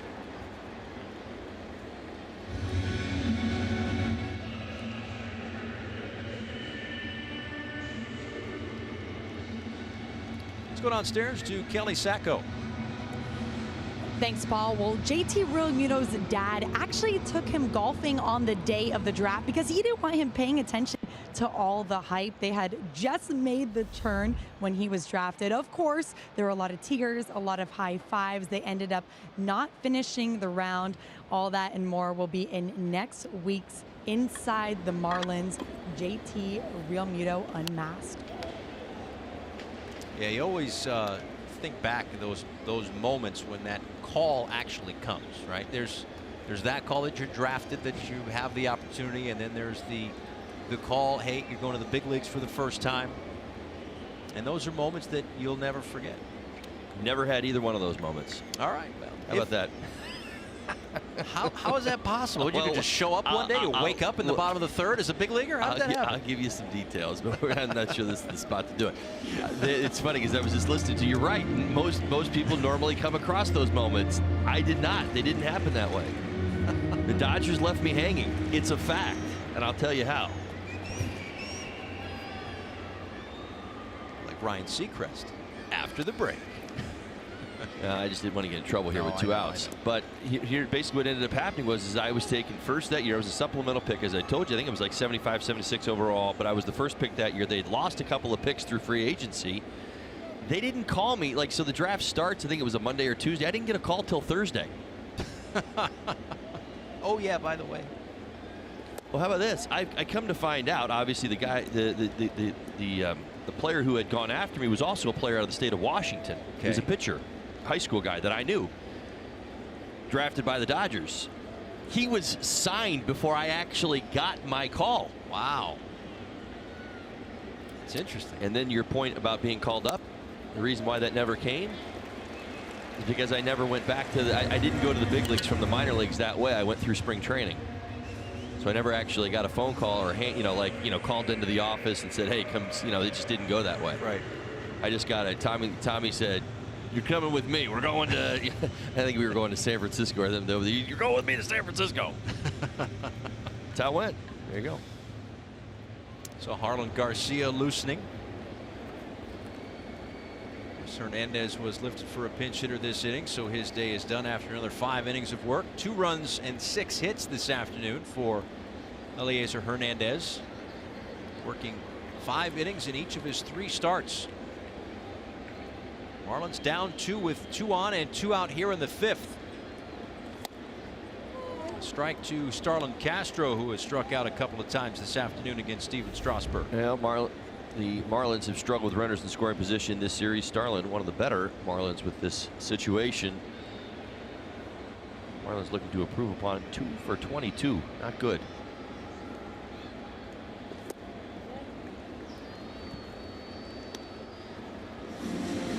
Brinson started the inning with an infield single to third. J.B. Shuck off the bench with a long fly ball out to left field. Derek Dietrich a fly ball to left, and Real Muto on at first after the second walk this afternoon by Steven Strasburg.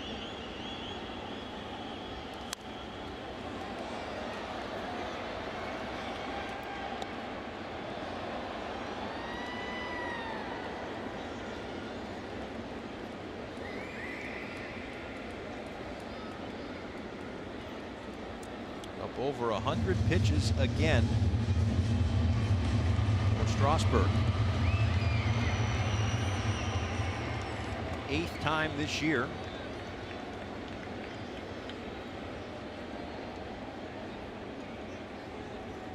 This time only 2 outs in the 5th. And a called strike 3. Just off the black, but Castro is retired. 2-0.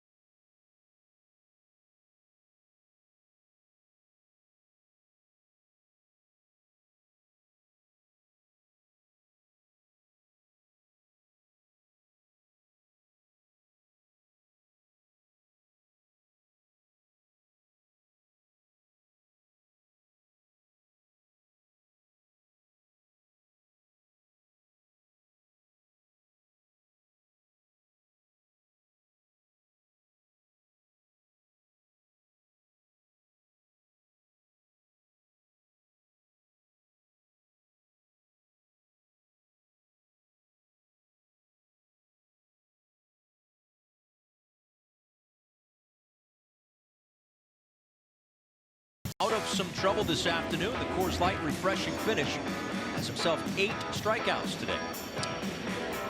Well, we've talked about a bit of a liberal strike zone sequencing tonight. You've seen the curveball, you've seen the changeup, a couple of fastballs as well, really working off those edges. And I think that was the goal all along. Once you realize that you're getting some leeway on the corners, a couple extra inches, you'll look to expand, and maybe, just maybe, that's why the pitch count is really where it's at. Of course, the Marlins have fouled off a number of pitches today. Still no results. No runs on the board yet through 5 innings. So Harlan Garcia, in an effort to manage his innings a little bit, impressive as a starting pitcher, but now pitching in his 10th game overall. Opponent batting average a tick under 200. Face Bryce Harper to lead things off. Harper, Rendon, and Adams.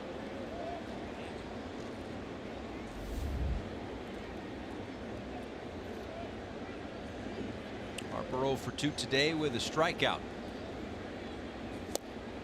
Now down in the count 0-2. Well, Harlan has given up runs in his last 5 appearances, so looking for that shutdown inning. It's been a while. Last appearance May 19th.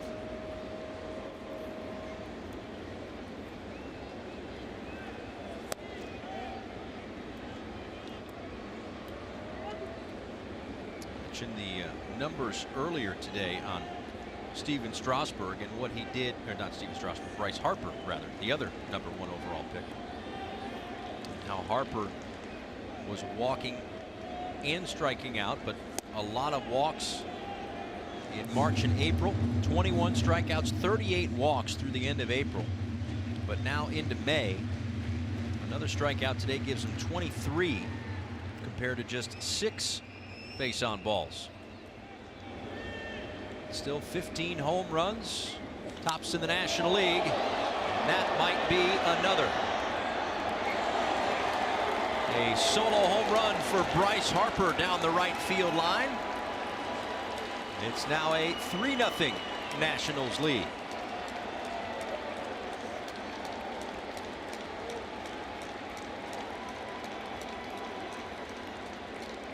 Well, after watching this entire series, hard for me to understand why a pitch would end up on the inner third other than a miss.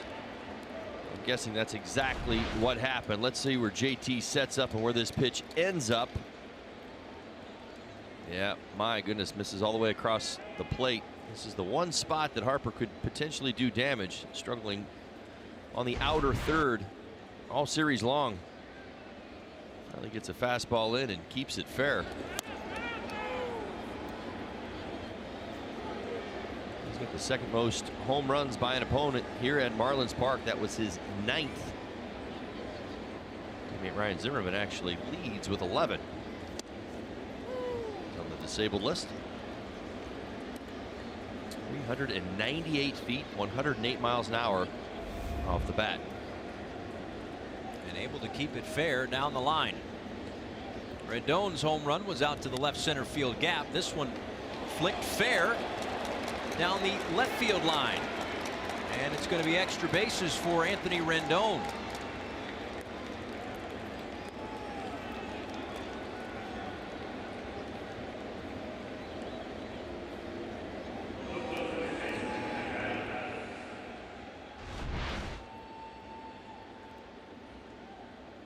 Well, able to keep it fair.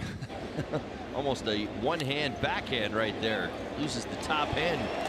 Just keeps the barrel flat with the bottom as he cuts across the strike zone. Nationals have 6 extra base hits today. Now back-to-back base hits, extra base hits by Harper and Rendon. Think back to the good Garcia. He was absolutely fantastic with his fastball command when he was moved into the rotation. Secondary pitches played off of that command very, very well. Of late, missing his spots has been the #1 issue. And now Matt Adams, who sent one out to deep right field back in the 4th inning. Also struck out looking in the 2nd. One of 3 strikeouts today for Eliezer Hernandez, who went the first 5 innings. 2 earned runs. His 3rd consecutive start of 5 innings of work. This one out to shallow right. Castro is back and able to make the catch for the first out. Here's a look now at our Chevrolet Prospect Spotlight. Jose Devers came over in that deal that brought along Starlin Castro from the New York Yankees. Giancarlo Stanton, of course, going to the Bronx. The cousin of Rafael Devers with the Boston Red Sox. 9-game hit streak and hits in 25 of 31 games this year. The man is raking. Good to see. So is this young man, by the way. Another double in the 4th inning for Juan Soto. He's still a teenager. I tell you, a player like Soto, you know, makes a lot of guys in the minor leagues quite shameful. Like you're thinking, man, I'm raking in A-ball or Double-A, and you look up and this young man's doubling and homering the other way at the ripe old age of 19. Yeah. Right side for Castro. That's the 2nd out. Rendon over to 3rd.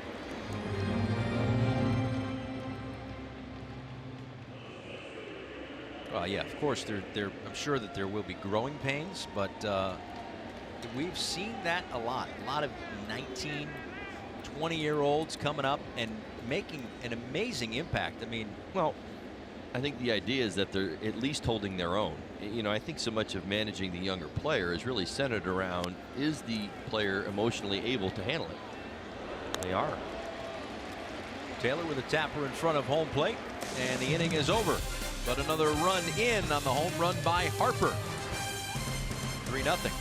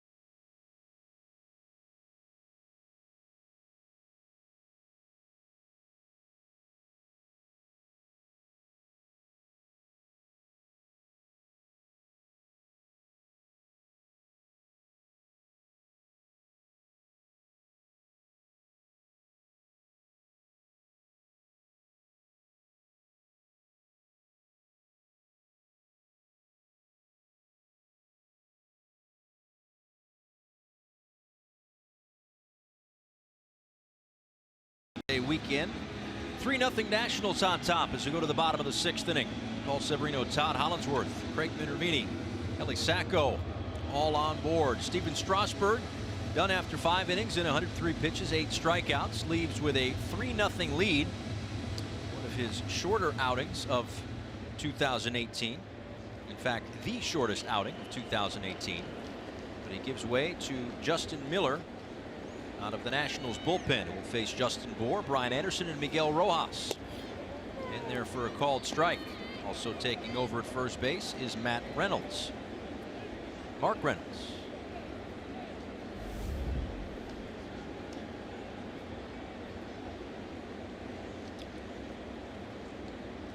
Well, I suppose there's the victory, getting Strasburg out after 5 innings. Of course, you're trailing, and I know right now 3 feels like an awful lot for this Marlins team that has left a lot of guys on base and has struggled, but this is a very winnable game. You are now in a bullpen that you're asking to get 12 outs, at least 9 innings, in a bullpen that has struggled. Now, they haven't struggled recently, but they have struggled. Talking about the Nationals.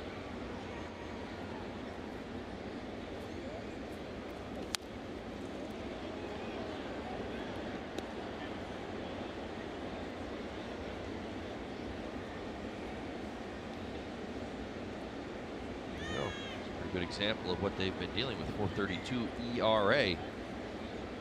It's the third highest in the National League.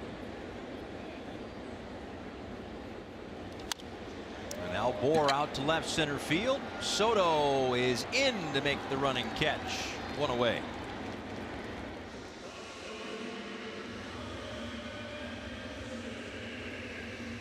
Every weekday morning, Skip Bayless and Shannon Sharp go head-to-head on the day's hottest sports topics. Undisputed with Skip and Shannon weekdays from 9:30 a.m. until noon Eastern only on FS1.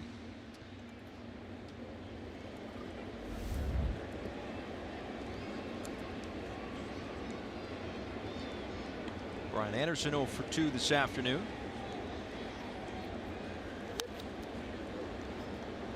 To complete the point, I mean, we saw the numbers on the season for this bullpen, but to your point, just 2 runs allowed in the last 14 innings of work. So that's going back to the last series, basically. Right. And this one. Yeah, they've had their issues, though, and I think that's the one thing that you cling to. You're saying, all right, we've missed some opportunities, but we've been able to get Strasburg out of the ballgame in 5 innings. You say, okay, well, we've got a shot here, but we got to do something with it. You get a couple guys on and they make a little bit of a push here. Well, the one thing that has changed, we've had a lot of discussion here in the early going this season about pitchers not even really getting to 100 pitches in a ball game. Almost like we thought the threshold had backed down into the 90s. Right. Meaning 100, that's way too far. We're thinking 92 is where we want to stick to. Now that's happened to a lot of organizations, and we definitely stand by that. I certainly do, because you see it everywhere you go, but the Nationals are different. Dave Martinez is doing some different things here with these guys. So we saw Scherzer, and of course I think we would all admit he's immune to probably anybody telling him what to do. I'm staying out of his way. Or how long he'll go in a game. But Scherzer went 114. Roark went 111 yesterday. And Strasburg obviously the 103 today. But then again, I really think Dave Martinez is really implementing, let's get back to what you guys do best. And I even, I think maybe Roark might be the best example of this, in that he went 111 pitches. Anderson out to left center field. Taylor calls off Soto for the second out.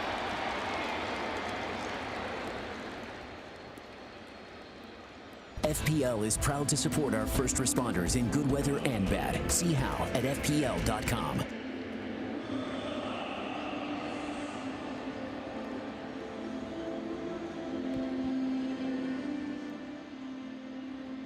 Nobody on and 2 out here in the bottom of the 6th inning. It's Miguel Rojas, who has reached twice today. Was hit by a pitch on the hip in the 2nd. Fortunately, a changeup, and then got a hit off of Strasburg in the 4th. Batting average steadily climbing up over 260 now.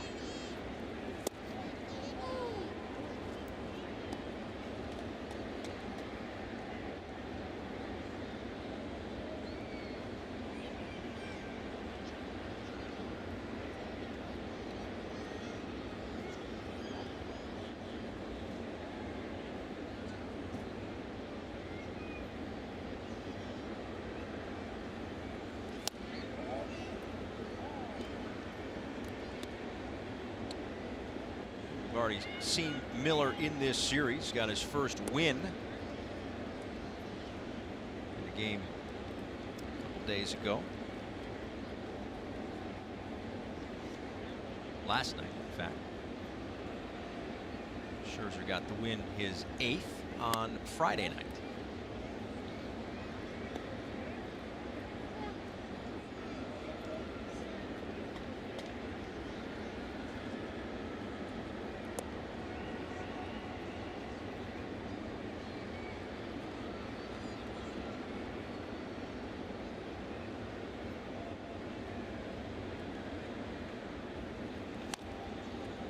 The end of the bat. It's 2 balls and 2 strikes.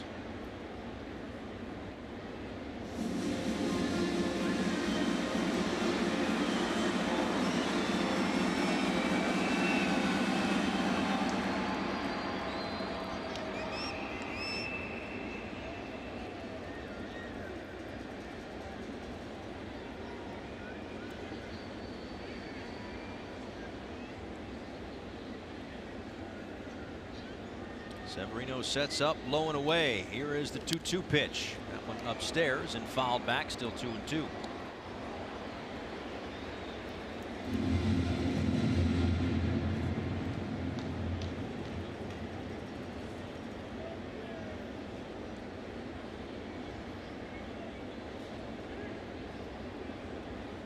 First place Phillies are trailing the Blue Jays right now 2-0 in the 6th. The Braves in second place are up 6-1 on the Red Sox.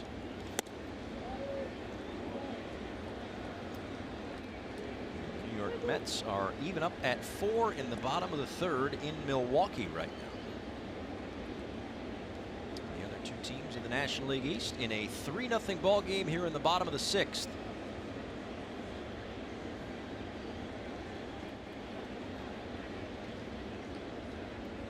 Payoff pitch to Rojas is in there for a called strike 3. Marlins go 1-2-3 here in the 6th inning and trail it by 3 here in Miami.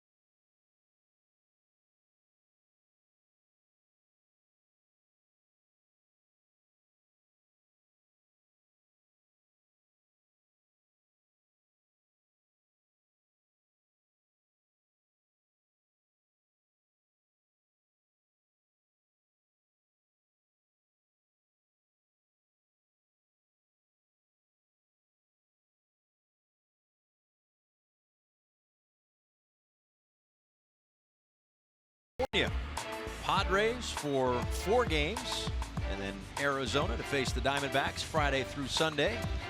An off day on Monday, and then a 3-game series in St. Louis. Look at that. Postcards from around the country. I don't think I've sent a postcard in a long time. More of a text. Well, guy. I would encourage. If I communicate with anybody, it's a text. I would encourage you over the next 10 days to make that happen.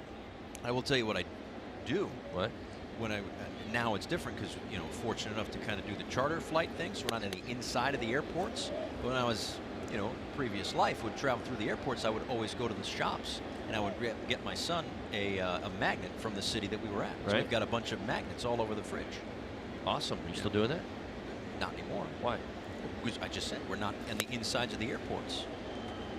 We're in the hotels. But I gift shops in the hotels, they have them too. Just listen. I guess you're right. They probably I told could. Jackson I had his back the minute he got here. You know that, right? Right, you did. You did. He checks in on you, by the way. I'm making sure that I got his back. We're at home. He's asking how Holly's doing. I'm not making sure that you're not leaving him hanging. That's right. He always asks me, what did he snack on today? So far today, granola bars and a banana. Granola bars. That's right. Well, granola bars. Granola bars are a staple. Wilmer Defoe to lead things off for the Nationals. Harlan Garcia, 2nd inning of work. After Defoe, Pedro Severino, and the number 9 spot in the order, which thanks to the double switch, is Mark Reynolds.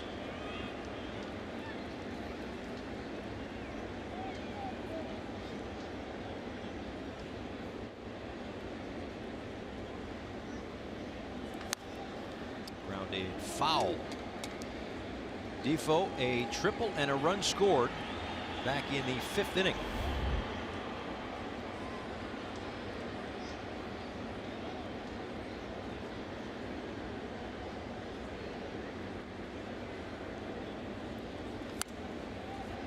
Spoils another. Still 1-2. Kelly's ready. She's got the glove. She's got it all, right?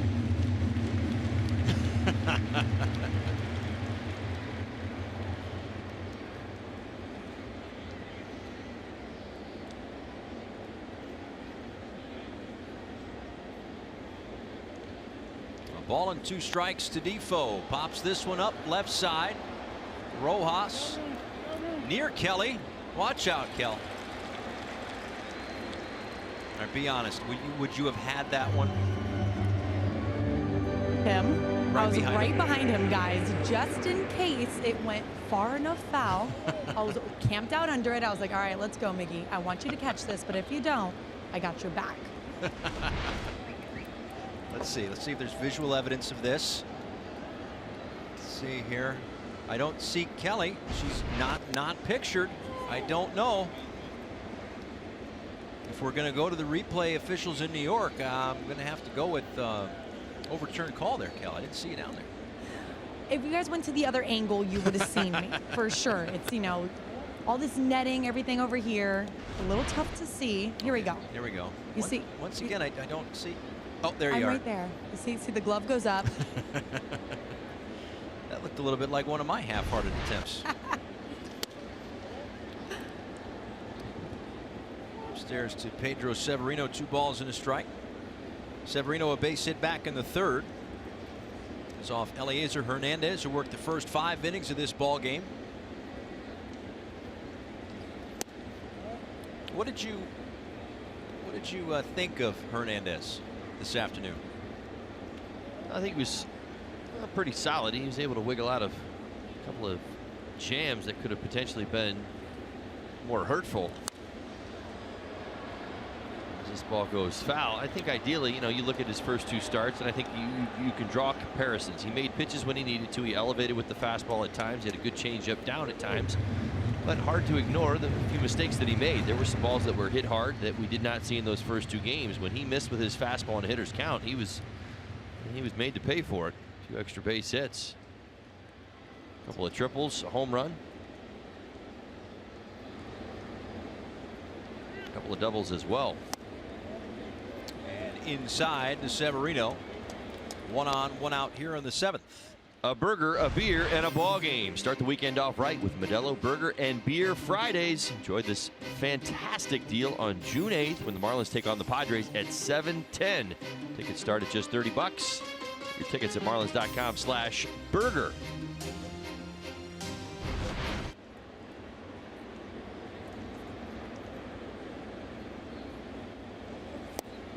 Reynolds takes low and in. Reynolds in as part of a double switch in the last half inning. Hitting in the number 9 spot. That's where Steven Strasburg began. Strasburg had himself an RBI single in this ball game back in the 5th inning. I'll be very aware of this man in the box. Starting a 6-game hitting streak. He's only got 27 at bats since being recalled. He's already got 5 home runs, including yesterday. He's on a 6-game hit streak as well.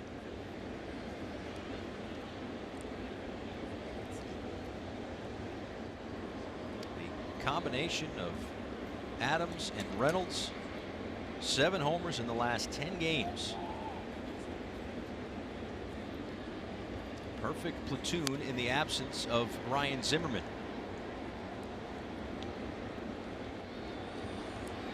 Mentioned earlier, Daniel Murphy and Brian Goodwin beginning rehab assignments yesterday for the Washington Nationals, both at AA Harrisburg. Murphy was 1 for 4 with a run scored.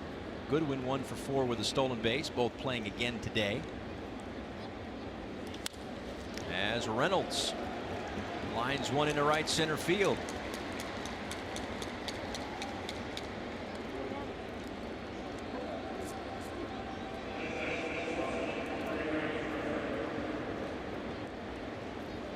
Back to the top of the order for Trey Turner.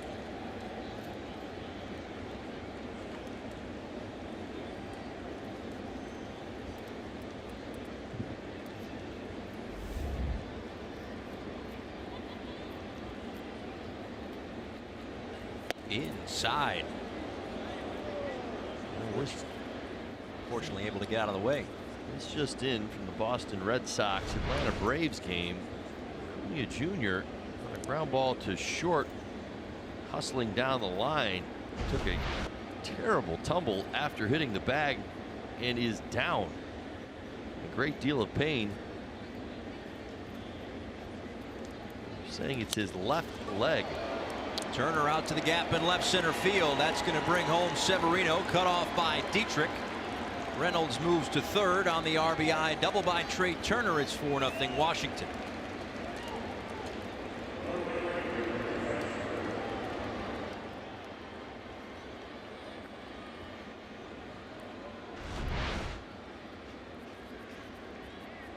His changeup ends up down the middle of the plate, just at the knees.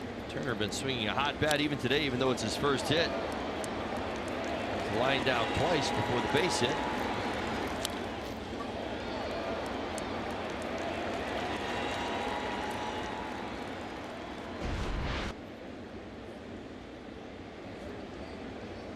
'50th career double for Trey Turner.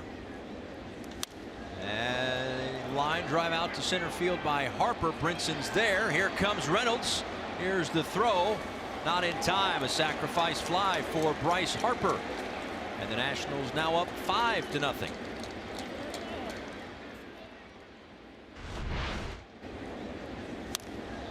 Well, not crushed, but deep enough.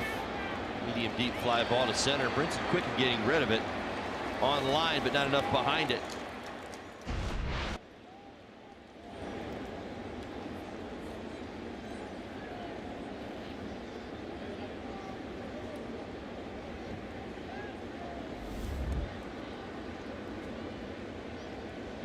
Yeah, didn't look good on Acuna Jr. And again, I'm sure as Rendon is going to be issued the free pass here, I'm sure we can grab that video as it just happened a moment ago. But it looked a little like Bryce Harper last year when he kind of was going over the base. When he slipped, I believe it was a wet base for Harper last year that led to the issues. In this situation, very, very similar. He is down on the field. He's getting looked at by the entire Braves medical staff.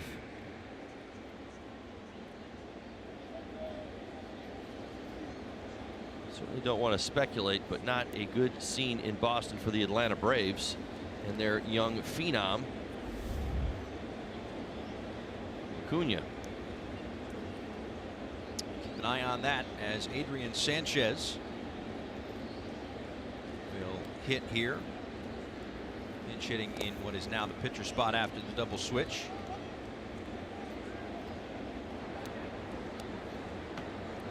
Wander Suero up for the Nationals.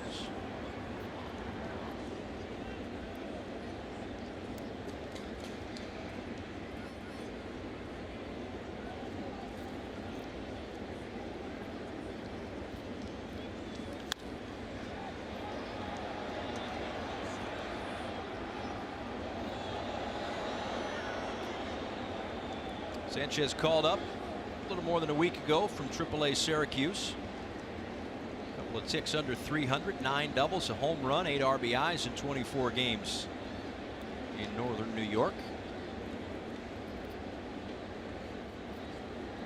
A versatile piece. Has multiple infield positions. Nice job last year with the Nationals. Limited time.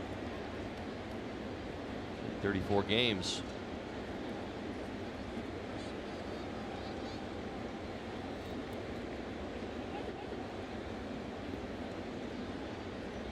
Nationals have scored 1 in the 4th, 1 in the 5th, 1 in the 6th, and 2 here in the 7th.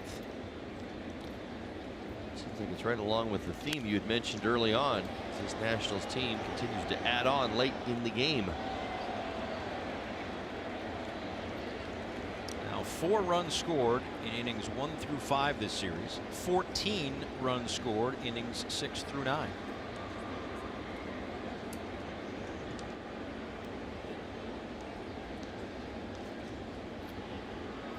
A runner in scoring position here. Marlins trying to keep it right there, and this ground ball to short might do just that. Ball gets to second before Rendon, but 2 more across for the Nats. They lead it 5-0.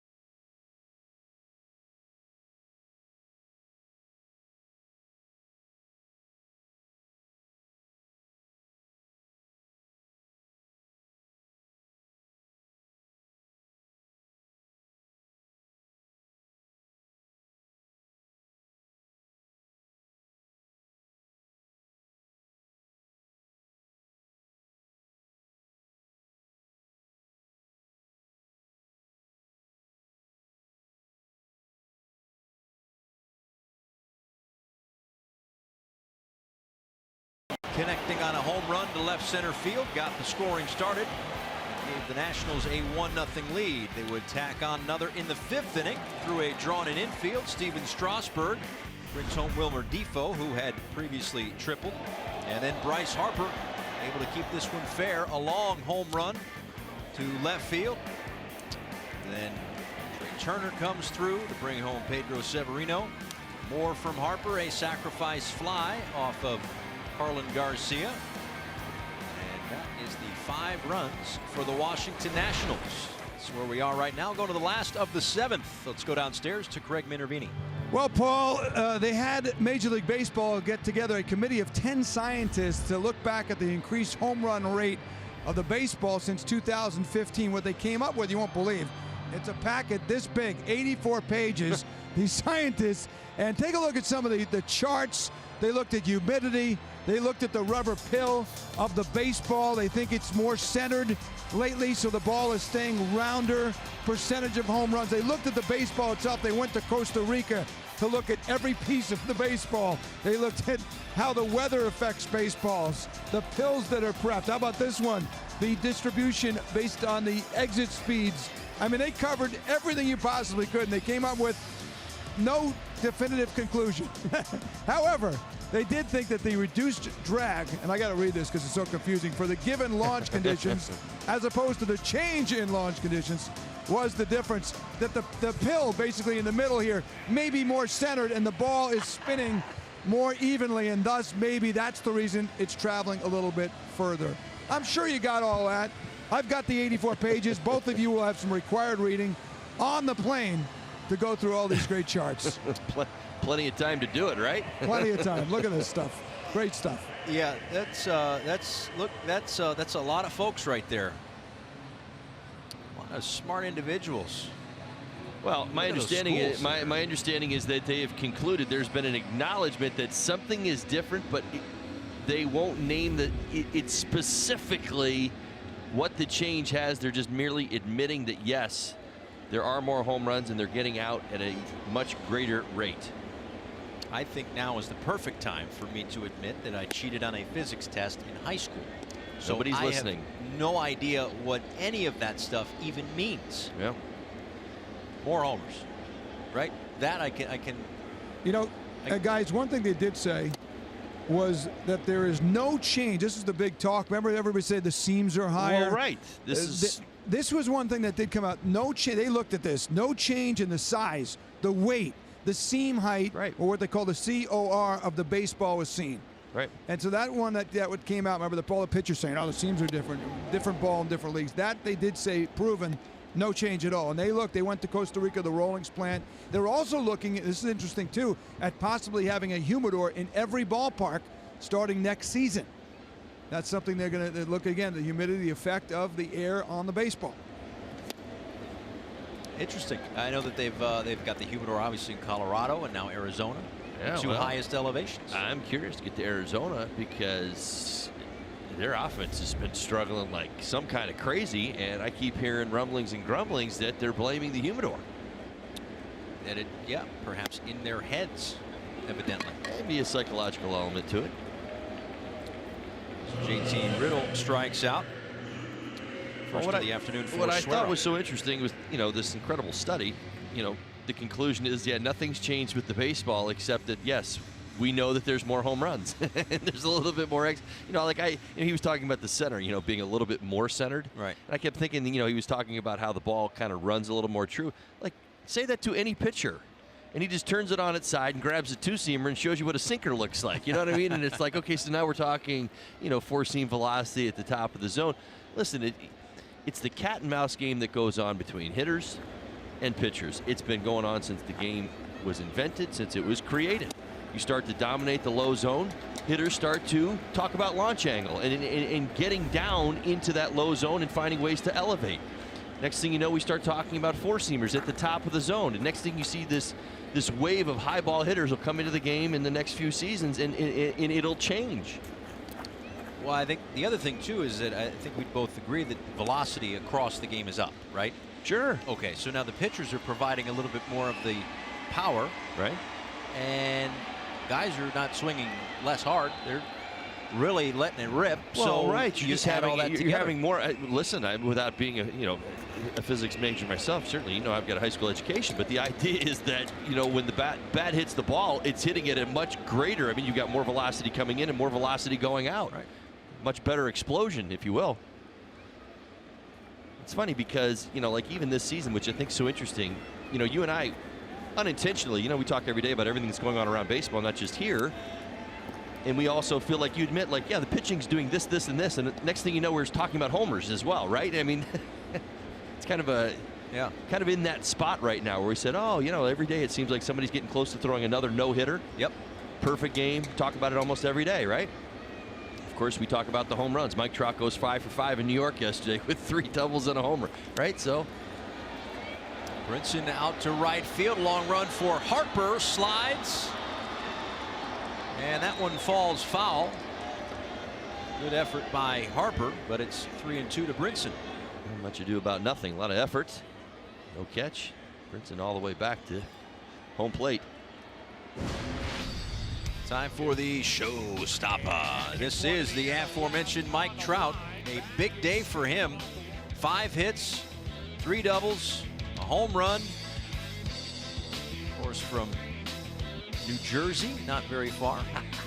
Isn't this what you're supposed to do when you go to New York, right? Yeah, right. The big West Coast. stage. Well, I mean, you're right, New Jersey, but I mean, he's a West Coast kid now. I mean, he plays for the Angels, has throughout his career, right? You come out, they get to see him one time a year. What are you supposed to do? You're supposed to go 5 for 5. You're right.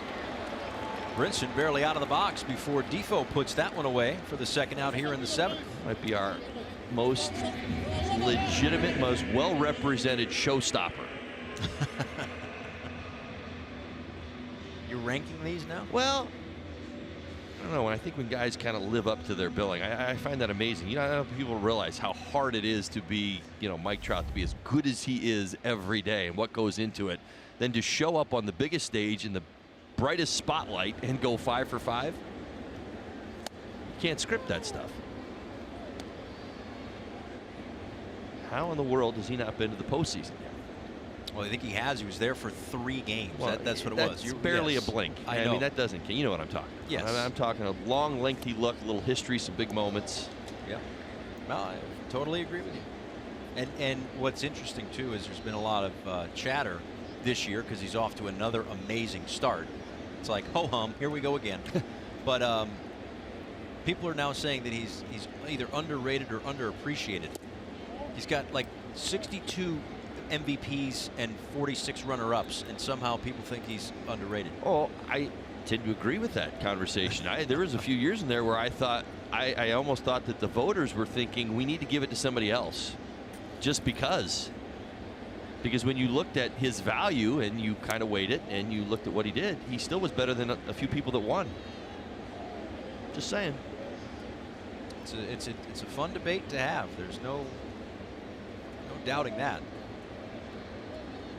He has been extremely consistent in all of his full seasons. And to think that he came up one year in September and struggled a little bit. I think it was 11. He came up in September and he didn't have a Mike Trout September, right? He wasn't really the Mike Trout that we know now when he got called up. Yeah, well, they doubted it so much he made the team out of spring training the following season. Right.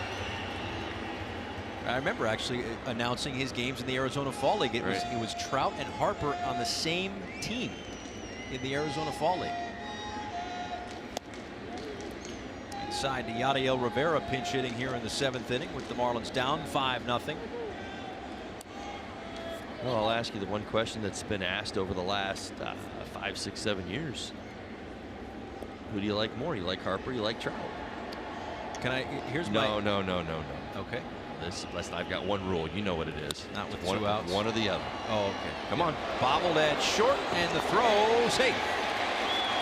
That umpire called him safe at first base, so you can answer this question. No, what I was going to say was, see if he's in there. He is. For any like old school wrestling fans, right? For me, Mike Trout is Hulk Hogan, and Bryce Harper is the Ultimate Warrior, right? Like one of them's like kind of out of control, like kind of a loose cannon. That's Harper, right? Like fun to watch. Hair's going crazy. And then you got like the clean cut, All-American, Hulk Hogan type, Mike Trout. He's like, you know, to each his own. How about this? If I'm starting, if you and me get out of this business and start a franchise, we can have either one of them. How's that? Okay. Does that work? Answer my question. No, it was sort of non-answer. It was a 2.5 minute non-answer. You're trying to divert me. You're trying Absolutely to redirect. Right. You want to get off on the road. I need an answer. Trout or Harper? I'll say Harper because he's in the building, and we may pass him in the halls on the way to the buses. How's that? Does that work for you? Is that your heart? Which is it? It'd probably be Trout. Well, there's nothing wrong with that. It's okay. I would be inclined to go with Trout myself. It's not a knock on Harper. Harper does it his way, and I think that certainly give a little bit to what Trout does in center field. As a former outfielder, I certainly appreciate it. Again, that's not a knock on Harper. Or maybe I'd go with Harper. Depends on who you walk by. Right, exactly. No, he's not short on any votes of popularity. That's no, not at all. Dietrich fouls this one off. 2-2.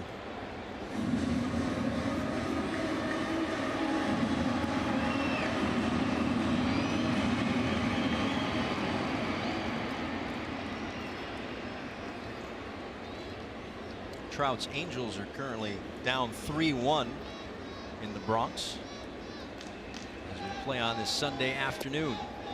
Blowing into Dietrich.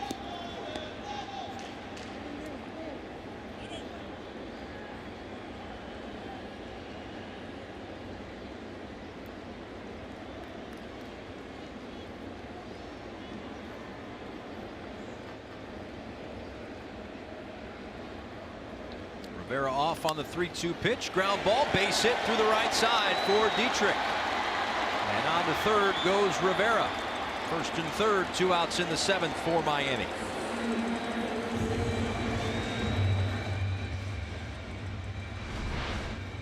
A good approach today by Double D. Good swing here. He'll roll one through the right side. Pick up his first knock. Also has a walk this afternoon.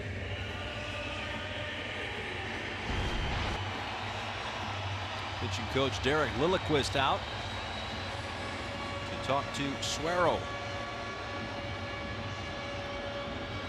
Marlins trying to make something happen with 2 outs in the bottom of the 7th inning.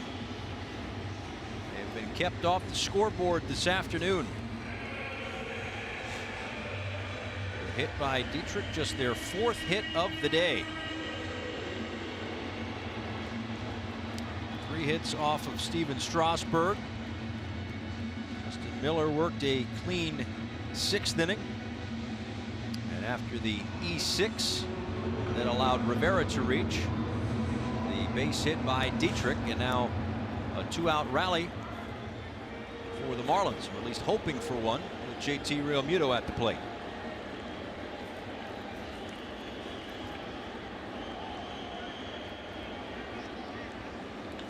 Rip, base hit. Rivera's going to score. Dietrich heading toward third. It's an RBI double for JT Realmuto. Marlins are on the board.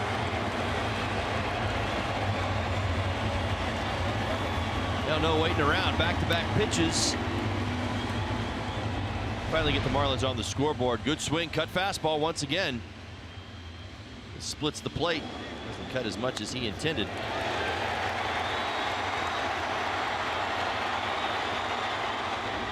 RBI double here in the 7th. An opportunity to do more if the Marlins can come through with a huge hit. Dave Martinez is going to go to his bullpen with 2 on, 2 out, and a run home for the Marlins. Trevor Gott is the Florida Lottery call to the bullpen here in Miami. Back in a moment.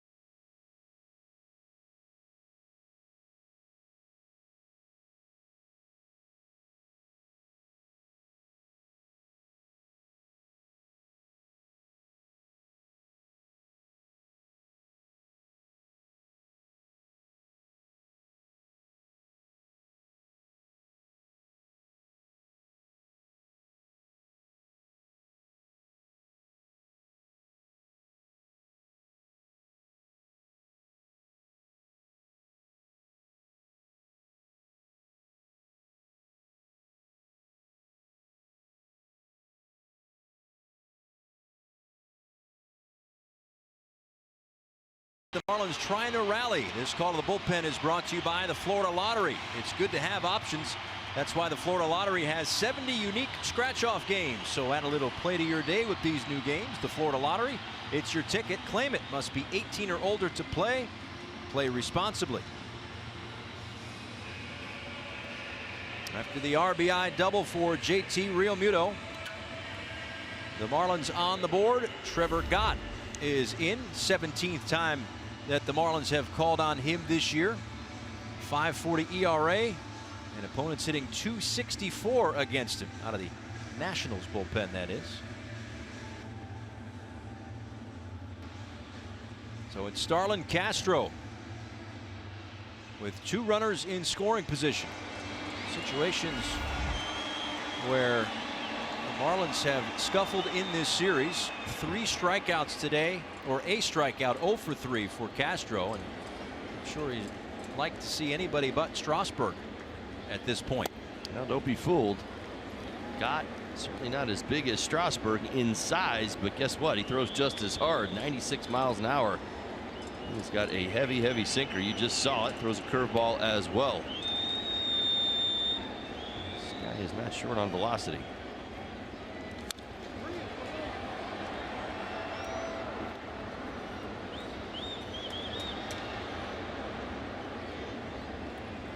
Two of the strikeouts swinging, one looking for Starlin Castro.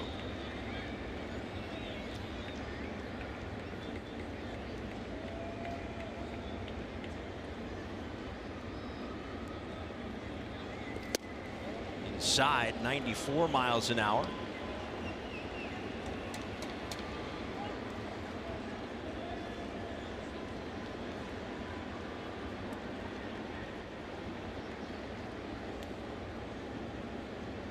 Dietrich off of third, Realmuto from second.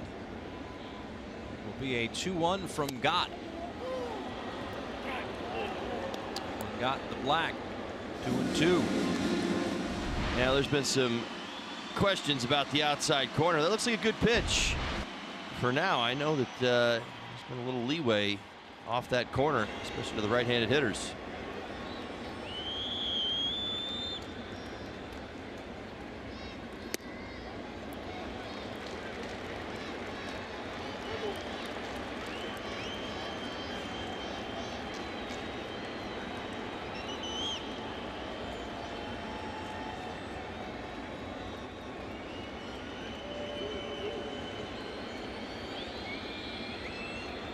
Three-two pitch on the way. Ground ball. Reynolds, foot race to first, and Gott gets there by a step. Inning over, but the Marlins score 1. They get back to within 4 as we go to the 8th.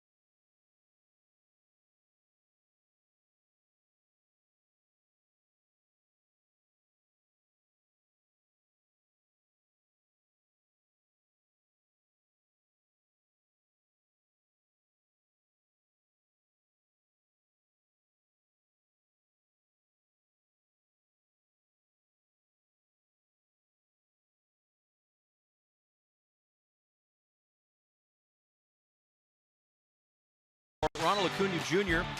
at Fenway Park, trying to leg one out at first base, and goes down awkwardly, kind of pops up could see his left knee right there. Hyperextended. No word yet on his condition as far as I have seen, but the first thing I thought of was Bryce Harper slipping on the bag and popping right up. Harper missed some time last year. Thankfully, it was only a hyperextended knee, which of course is no walk in the park, but could have been much worse for Bryce Harper and the Washington Nationals. And again, we hope that it is not as bad for Ronald Acuna Jr. Time for our Toyota Inside Look. And speaking of Bryce Harper, when he homers, they score 6 runs a game. When he doesn't homer, they score 4. And when he doesn't play at all, a little more than 4 runs a game. So this is all since his debut in 2012. I think the best way to sum it all up, he's a big part of this offense. Absolutely. Absolutely. He's got a home run this afternoon, his 16th of the season to lead the National League. I would dare speculate through free agency like what's in Bryce Harper's future, whether it's in DC or not, but I do think it puts stress on the situation in that I think that this Nationals club, and we had a little conversation about this last week, just kind of in general, who do we see kind of coming out of the National League? Of course, the National League East. Nationals are looking up right now. They've got a couple of teams in front. Obviously, the Atlanta Braves playing very good baseball, along with the Philadelphia Phillies. Short fly ball into left center. Brinson closing fast. Nice catch on the run. That this Washington Nationals ball club will ultimately do whatever they've got to do this season in order to win. I think that we'll get to the trade deadline and they'll acquire whatever level of talent they need in order to make this push for the playoffs happen. Harper a free agent at the end of the season. Daniel Murphy a free agent at the end of the season. Anthony Rendon contest free agency at the end of next year. There's a lot of money already tied up with Strasburg and Scherzer. Castro makes the play to retire Taylor.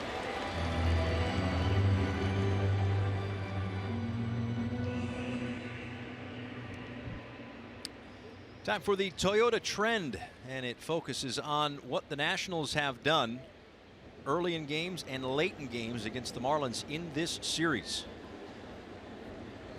4 runs on 11 hits in the first 5 innings. The last 4 innings, 14 runs, 16 hits. So able to get the offense to come to life late in ball games, and if the score holds, register a 3-game sweep of the Marlins. But of course, 2 at-bats left for Miami to change that tone. 0-1 to Wilmer Defoe. Tripled and scored back in the 5th.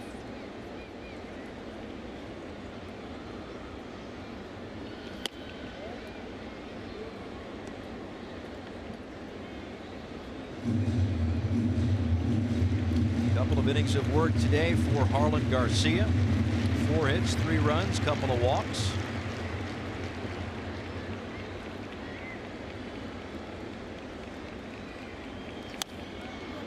A fair ball for Defoe.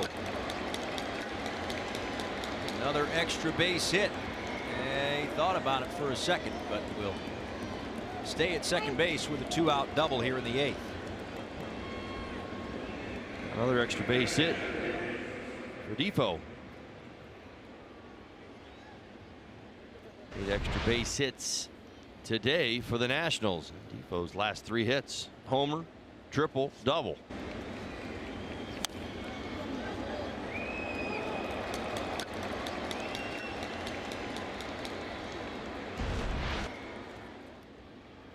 The 11th hit of the afternoon for the Nationals. He said 8 extra base hits. That is correct. Strike to Pedro Severino, who has one of the non-extra base hits. A single back in the 3rd. Walked and scored in the 7th.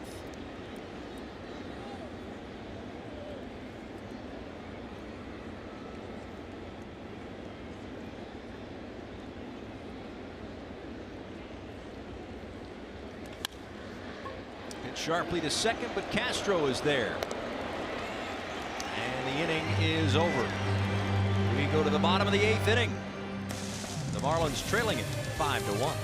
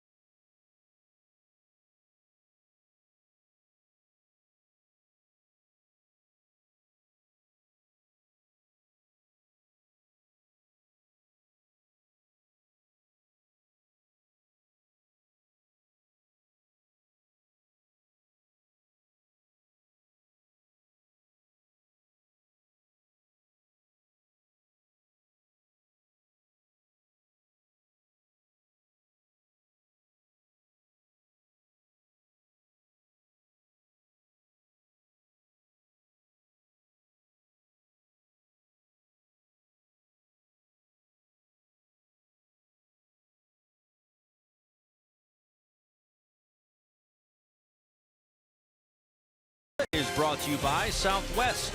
Transparency. Low fares, nothing to hide. By Sylvester Comprehensive Cancer Center, in pursuit of your cure. And by your South Florida Honda dealers. Paul Severino, Todd Hollinsworth back with you. Last of the 8th. Nationals in front 5-1. Last of this 3-game series and 3-game homestand before the Marlins head out to San Diego for an afternoon affair tomorrow against the Padres. First time we get a chance to see San Diego this year. San Diego also part of that 25th anniversary weekend when the road trip through San Diego, Arizona, and St. Louis concludes. Sammy Solis in his 28th game in for the lefty-lefty matchup here. Justin Bour, and then Brian Anderson and Miguel Rojas.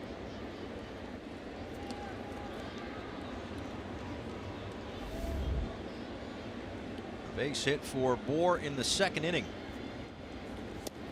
It was one of 3 hits surrendered by Steven Strasburg today, who struck out 8 in 5 innings of work through 103 pitches.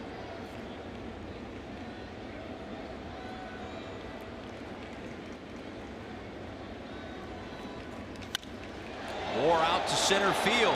Drives this one deep, way back, and gone! A home run to dead center field for Justin Bour. 10th home run of the season, first against the lefty here in 2018.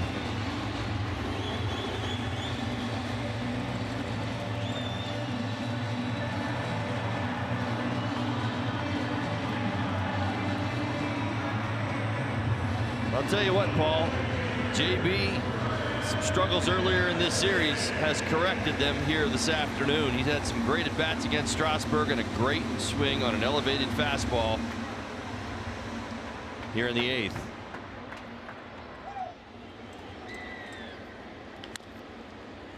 Anderson taps it foul. Another look at the home run. Now fastball up, belt high.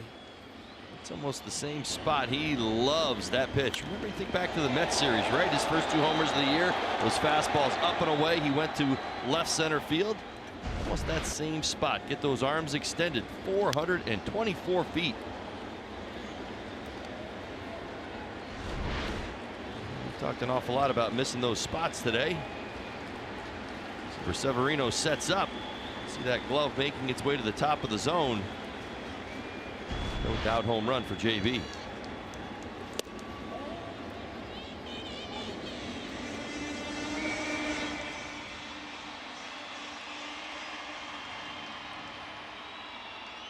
The home run his 10th, the RBI his 24th. Both tops on the team.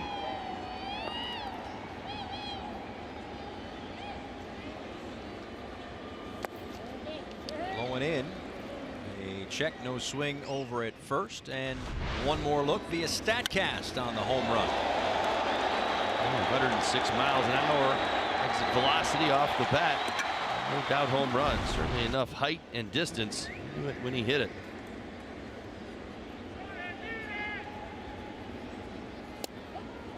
And a called strike 3. How about this, Paul? This is his 6th home run. That upper quadrant that I talk about, where he loves to get his arms extended up top of the zone, away or higher. He's now homered. 6 of his 10 home runs have come in that spot. And I thought the happy zone for a lefty was low and in. Telling you, he's different. Listen, he's got, for a guy as big as JB is, he's got a bit of a small ball approach. He likes to get up on top of the plate. He's up in the box, which is so surprising to most. He's able to get to that pitch. Not just get to it and hit it hard, do damage.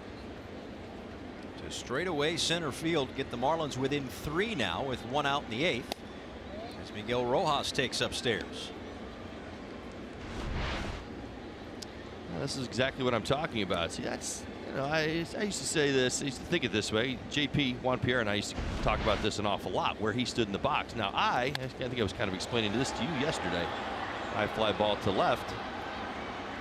You know, normally power hitters, guys who like to get their arms extended, want to get towards the back line of the box. They don't want to be up so much because it allows them to see the ball just a tick longer and, you know, get their big muscular arms and swings going so that they can catch up with velocity. Now, guys who, much like Juan, talking about Juan Pierre, JP, he would hit up in the front of the box because he was about slapping the ball, putting the ball in play, and certainly wanted to get the pitches away before they got off that outside corner.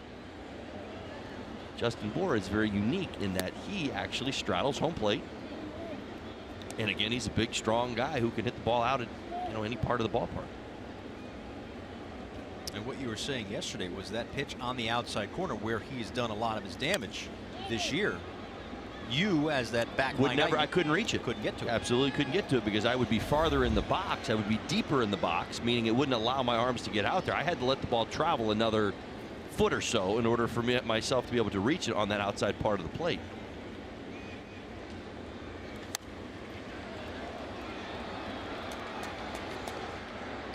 Terrific plate coverage for Justin Bour, connecting on home run number 10. The first Marlin to double digits here in 2018.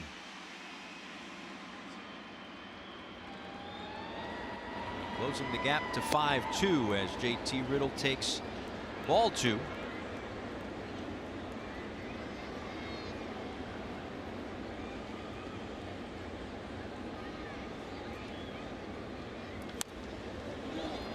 Popped up, foul ground. Severino has room for out number 3. We go to the 9th. Bour's homer closes the gap.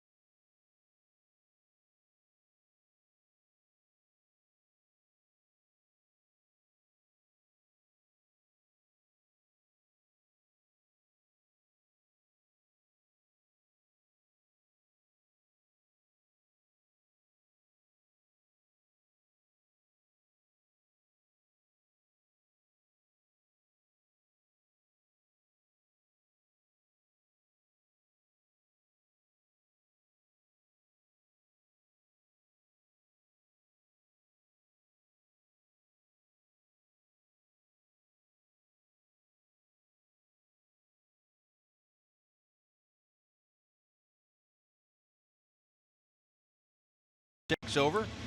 Going to try to keep it right at 5-2 and give the Marlins a chance in the bottom of the 9th inning. Afterwards, after this is all said and done, Marlins Live postgame show presented to you by W.B. Mason. I mean, I'm sure Dad's a pretty cool guy, but my goodness. That's unnecessary. I don't think we need to go that far. You gotta love your dad. Father's Day's right around the corner. Let's go. It's true. Craig Minerini, Jeff Nelson will comment on that, among other things. We'll hear from Don Mattingly. And Harper's 16th home run of the season. Mark Reynolds to lead things off against Drew Steckenrider here in the 9th.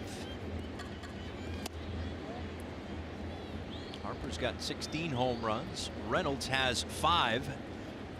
And 23 games now for Drew Steckenrider.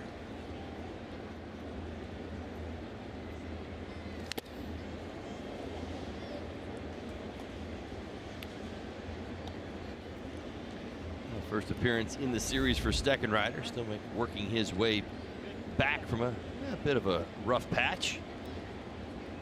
Last pitched on the 22nd in New York to record the out, no damage. Just 1/3 of an inning.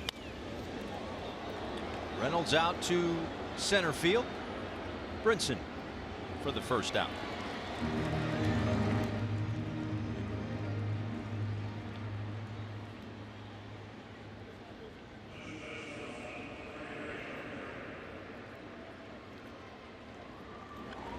Brandon Kintzler is up.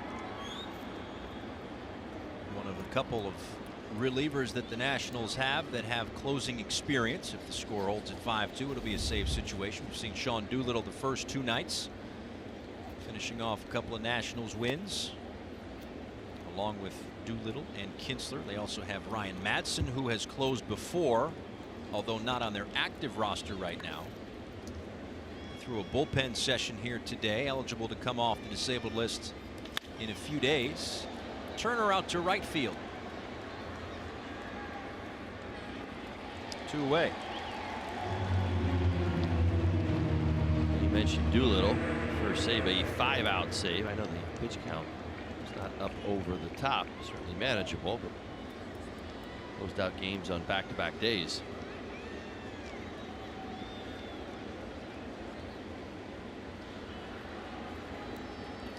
So here's Bryce Harper, a couple of RBIs in this ball game. The home run back in the 6th inning, a sacrifice fly in the 7th.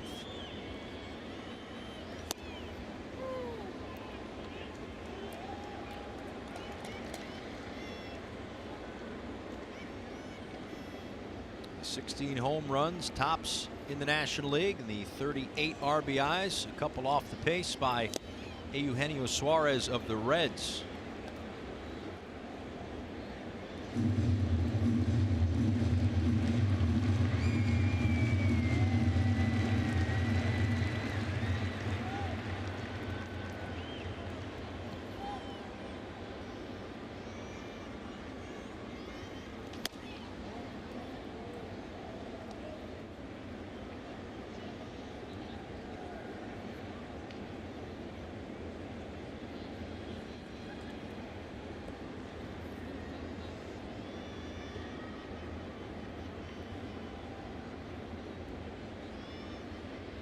The 1-2 pitch to Harper, fouls it back to the screen. Still 1-2.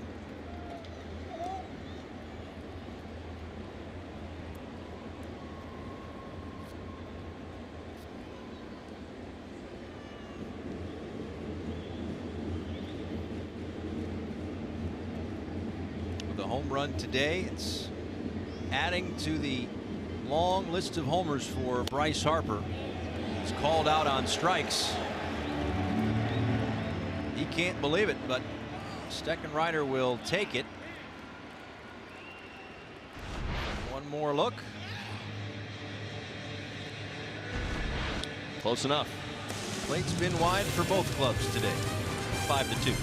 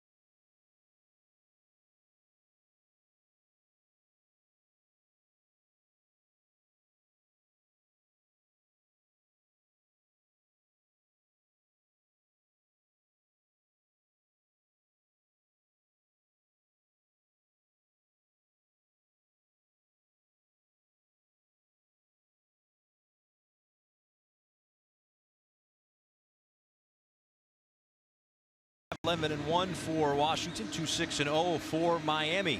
Brandon Kintzler in to finish this one off. Again, Sean Doolittle having worked back-to-back ball games, but it's nice to have the options for Dave Martinez. Goes to Kintzler for the 26th time this season. And an opportunity to perhaps nail down a sweep, but not if Lewis Brinson and company have anything to say about it. Brinson's going to lead it off. Cameron Maben in the on-deck circle, and then back to the top of the lineup for Derek Dietrich. Brinson 1 for 3 this afternoon. The single came back in the 5th inning.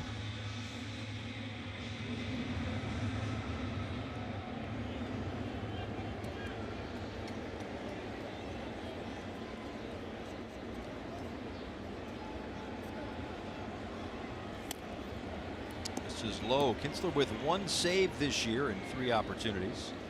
29 saves last year. As a member of the Minnesota Twins and Washington Nationals, traded midseason to help solidify this bullpen. 28 saves with Minnesota and 1 with Washington. 17 back in 2016, so he knows a thing or two about this 9th inning.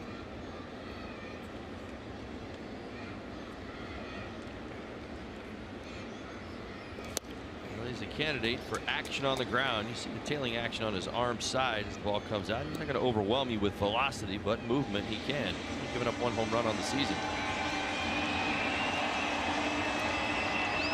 And it's a high number of ground balls.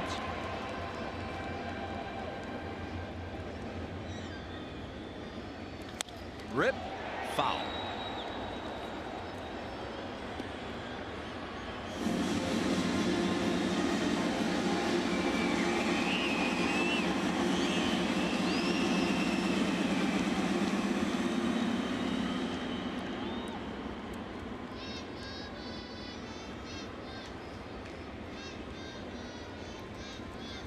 Severino sets up low and away. Here is the 1-2 from Kintzler.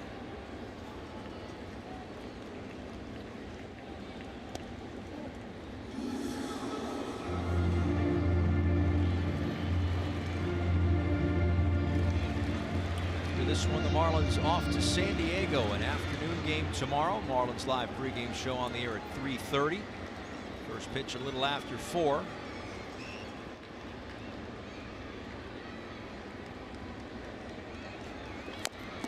Another piece of it. Brinson's down.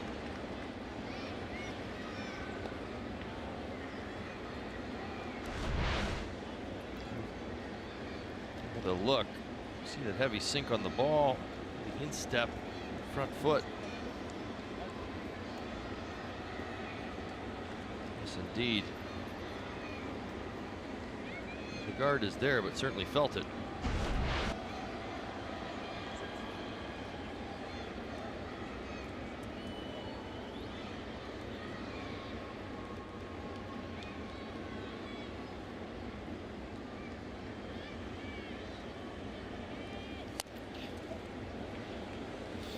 Fouled another one off himself.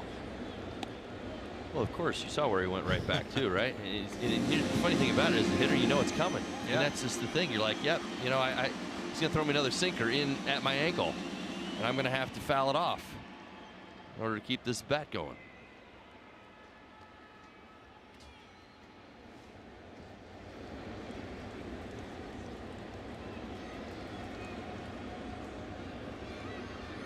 Outside, Severino sets up.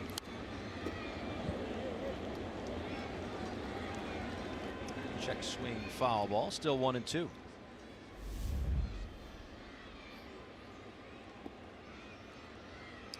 Mentioned earlier that Brinson is looking up at Christian Villanueva when it comes to rookie home run leaders. We'll see Villanueva in San Diego starting tomorrow for 4.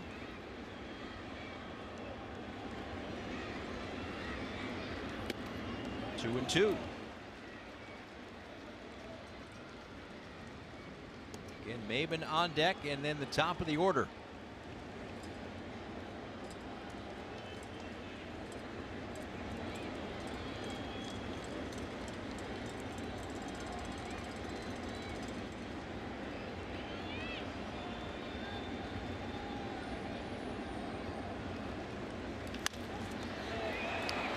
Turner. One away.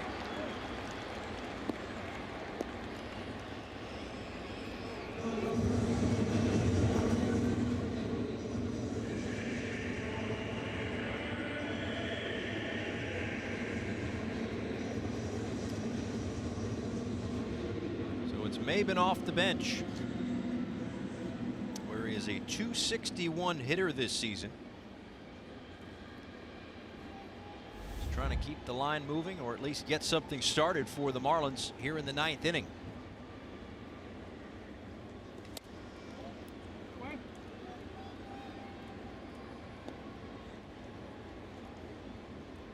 His last 17 games against the Washington Nationals, hitting .309. Certainly like to tap into that here with one away in the 9th inning.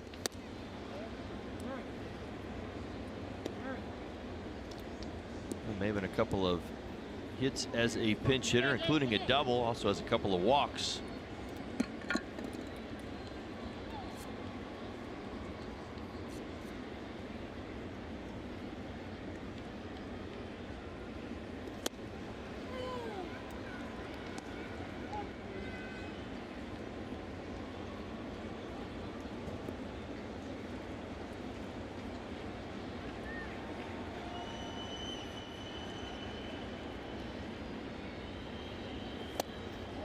Three and one.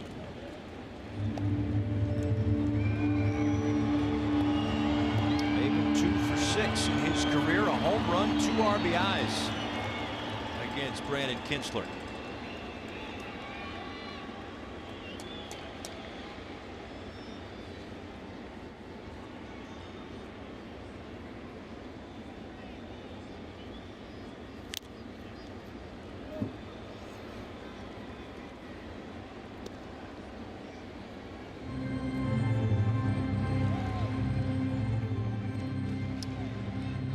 Run actually came back in 2012. First time these two met.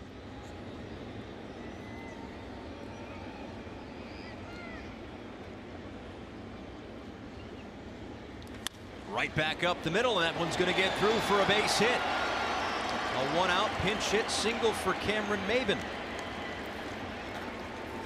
A very nice at bat for Maben. Got ahead, stayed ahead. Base hit right back through the box. Two-seam fastball. Just above the knees. Good swing. Stayed back. Mentioned third pinch hit of the season.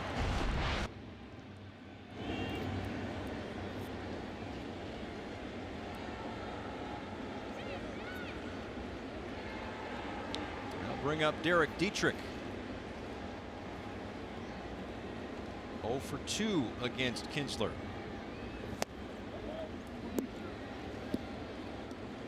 And a hit back in the 7th inning, 1 for 3 today. Also drew a walk back in the 3rd.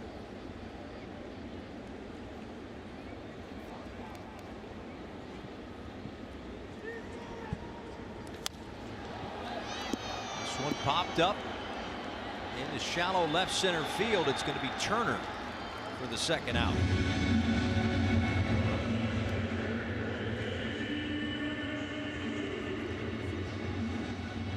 Well, the Marlins have the guy that they'd like up to keep this game going, JT Realmuto. And an RBI double in the 7th inning and walked in the 5th. 1 for 2 in his career against Brandon Kintzler, and right now the last hope for Miami.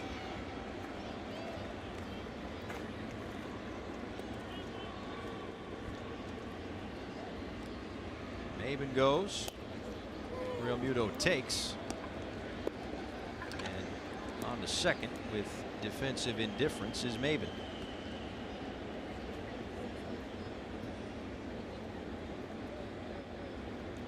Of course, that run means nothing. Castro, the tying run, on deck.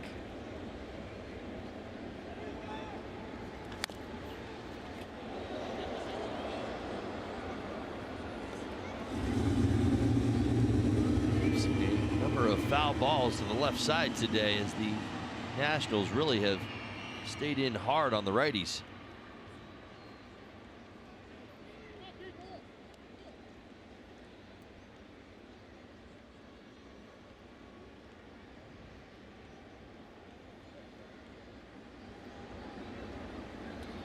Kinsler delivers the 0-2 pitch.